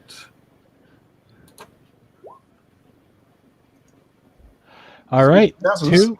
And you actually end up getting 2 more from the captain. Excellent. Nice. So you're definitely gonna get that momentum back. And so there's no complications or anything. Awesome. So phase 2, so you're bringing the shuttle super close. You can feel the pull. Yep. You can feel the whole shuttle just rattle and shake as you guys are getting close to it. And hold on, everybody. the back end of the Plato is like the cells are now kind of eking into the ship. Quick, fire in the hole. Yes. Launch probe. All right, so you're gonna launch that probe. So launching the probe, it's not really a launching the probe thing. So I'm just gonna say this is probably going to be. I'm gonna make this one. So whoever's doing it, I'm gonna say it's daring, because this is there's really no way to reason this out. You just kind of have to do the Death Star thing and hold your breath and shoot. A security officer. It's like firing a weapon. I think that's. Yeah, I was thinking that. Yeah. I'll fire it. All right, so it'll be daring, and I'll say daring and security. Daring and security, yeah. That'll work. All right. Can I assist with daringness of a commander? I don't know. Didn't you say that as the commander, you have the option once permission to add something? I can give. Right. Hang on, I can give a thing. I thought that was an action, though, wasn't it? I can't remember. That's why I was asking. I think you can do it once per. I can. Nope, I don't know. Let's see. Go to captain, Ken. I think it's Well, it's the commanding. So basically, the person who's the commanding officer on the mission. Did I take the? Hold on, I can look up something really quick too. I have the PDF here. Because basically, like the commanding officer would be like encouraging the person Yeah, who's there's doing it right now. Increasing morale, Under et cetera. tasks for commanding officer, there's a direct, which is the CO provides clear, concise orders. You choose one other officer. That officer attempts a single task determined by the CO. The CO assists in this task using their command discipline. There we are. That'll work. Okay, there you go. Okay. Nicely done. Thank you. So, All right. So hang on. What's the difficulty of this? All right, so this one is also going to be a difficulty 3. Difficulty 2. Complication range is up to 3 at this point. complication range is 3. Derek, I think you need to buy 1 die. I agree. Okay. Complication. Since I'm using command, I can use my like confidence, or my hang on. I don't have a focus that fits this, guys. What are your focus? What are your foci? Investigative techniques, forensic science, espionage, and hand-to-hand combat. You can wrestle it into place. It's We can do the music in the background.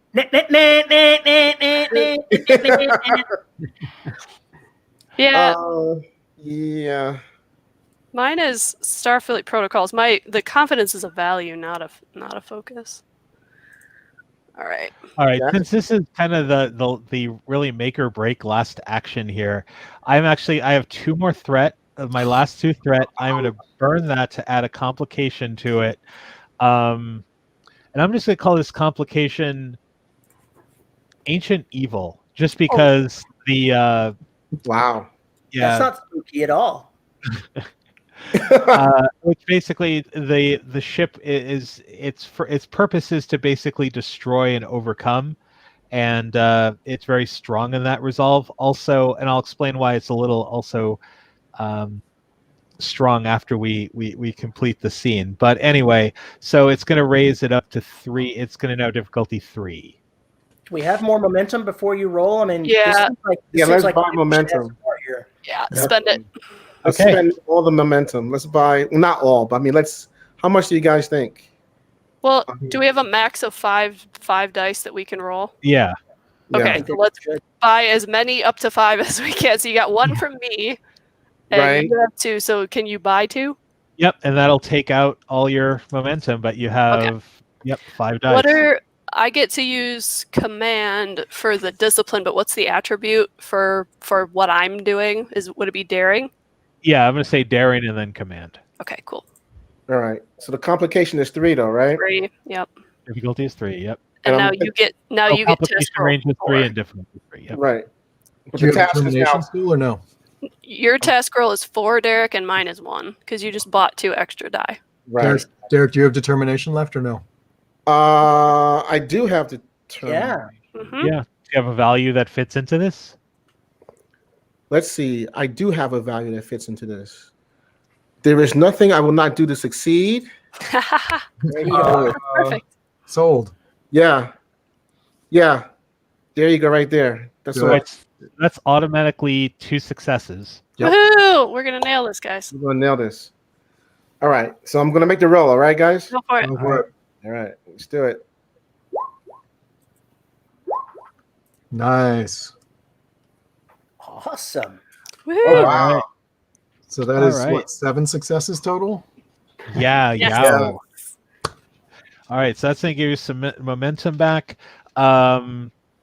There is, I mean, you did end up getting a complication on that, but I think it's more or less just going to be more of a scene thing. So yeah, the ship, the probe goes in, and it just causes a chain reaction, and whatever's in there just blows out.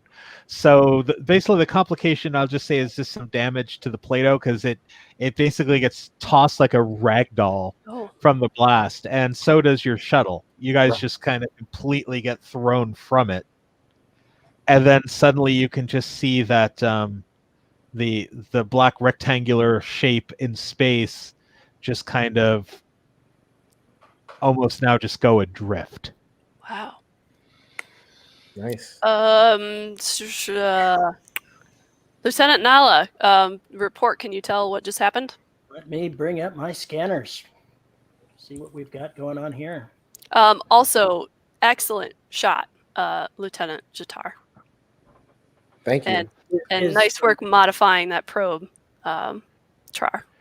Thank you. Is the radiation still an issue, or No, it's no longer the issue. And I'll just kind of I'll give you so you don't need to make a roll. So pretty much when you do the scan of it, all internal technology components, anything that was actually working is no longer, and even the faint life signs are gone. Oh crap! We killed all. We killed them all. I mean, well, without the radiation, there's still a couple of stunned ones over on the science vessel that we can beam off for later study, and some corpses to dissect. So we've got that. Right. So I think that's a good idea. I think I'd like to dock with the Plato first, and then use ideally already on it, Commander. Get us back home. Yes, let's go home first, and then we can. I agree. We can go back to the crash site and figure out what we can salvage. Amen to that. All right. So we'll basically close scene here as you successfully completed the mission. What you eventually learn once you get back to Starbase 28 and kind of do some research and everything is, yes, that was the brain of Alejandro Venezuela Cadillo, basically one of the eugenics war tyrants of Central America, so basically he disappeared, but rumors were that he had brain taped himself so that he could live. What? Brain taped himself. What is that? He made a copy of his brain engrams, basically. Wow. And basically he was smuggled off of the ship. Now the things that were in there weren't created by him. However, a unidentified at this point alien race found the thing adrift, dragged it, and did a lot of the retrofitting on it. However, they were using his brain and ideas about like genetics and everything else to create everything around it. So kind of like in the motion picture where V'ger kind of took on its own intelligence based on what it knew. Right. That's pretty much what was happening with this thing. Lovely. And when you took Cadillo's brain, the only thing the ship could do is react and try to get it back. So so what you eventually find out is that the Romulans stumbled upon it, tried to take it. They were successful, except that the ship basically crunched them up. The Vulcans were like, cool, they dropped the football. Went and grabbed it. The Vulcans got chewed up, and luckily, if it wasn't for you, the Plato would have been chewed up too, and this thing would have traveled on. So That's crazy. all right, awesome. So, guys, everyone, I'm really, I think this. Well, I'm happy that this happened, and hopefully, my story was somewhat intriguing on this. There's all kinds of intriguing. That was a lot of fun. It was a lot of fun. Yeah, it The was good. mystery Lots and of fun. build up for what was in the box was really fascinating. So one of the things I was going to say is that way I picture it is that when everyone opened the box, if this was actually a TV show, it would be kind of that Pulp Fiction effect, where all it would be is this shining light in there. Right. So, all right. So let's go ahead and close. What I'm going to do is we'll go around again. Everyone go ahead and give a call out where they can find you, or, social media. And then I'll close out the show. And then what I'll do is I'll run our final thing. I'll end the broadcast, and then we can just say our goodbyes and talk before we close out for the night. So I'll go ahead and start. Well, I'll start with myself. So Show Us Your Crits. You can find us on Facebook at Show Us Your Crits Media, over on YouTube at Show Us Your Crits, and Grindhouse Media over on Twitch. Definitely if you have ideas for stream or anything, definitely reach out to me on social media. And definitely don't forget, like I mentioned, we have a Patreon, kind of helps keep the light on sort of thing. But just coming out and subscribing and doing all that fun stuff too is very helpful for the show. And with that said, pass it on to Terry. My name is Terry Mixon. I'm a science fiction author. You can search for me on Amazon, Empire of Bones, or Terry Mixon. You're going to find me. You can find me on Facebook. And I'm the co-host of the Dead Robots Society Writers Podcast as well. Awesome. All right, Kelly. My name is Kelli Fitzpatrick, and I'm a science fiction author and a writer for Star Trek Adventures. You can find me at my website, kellyfitzpatrick.com, and on Twitter at kellyfitzwrites. And if you play Star Trek Adventures or are interested in the game, you'll also see me hanging around the Star Trek Adventures Facebook group. Awesome. Derek. I am Derek Tyler Attico, science fiction author. I am also a author for Star Trek Adventures.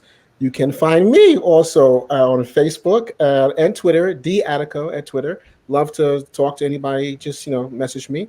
And I'm also on the Star Trek Adventures group on Facebook. So come by and say hi. We always like to know what people are thinking about Star Trek Adventures. Mm-hmm.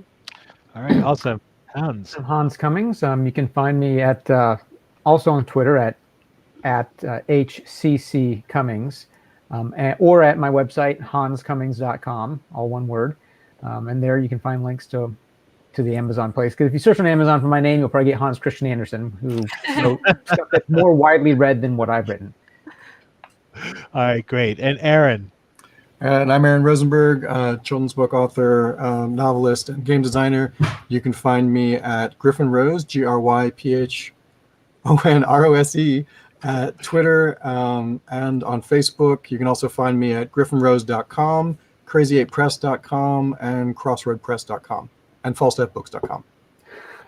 Awesome. All right. So from the cast and everyone here, we will say live long and prosper, and we'll see you next time or whenever we can get together.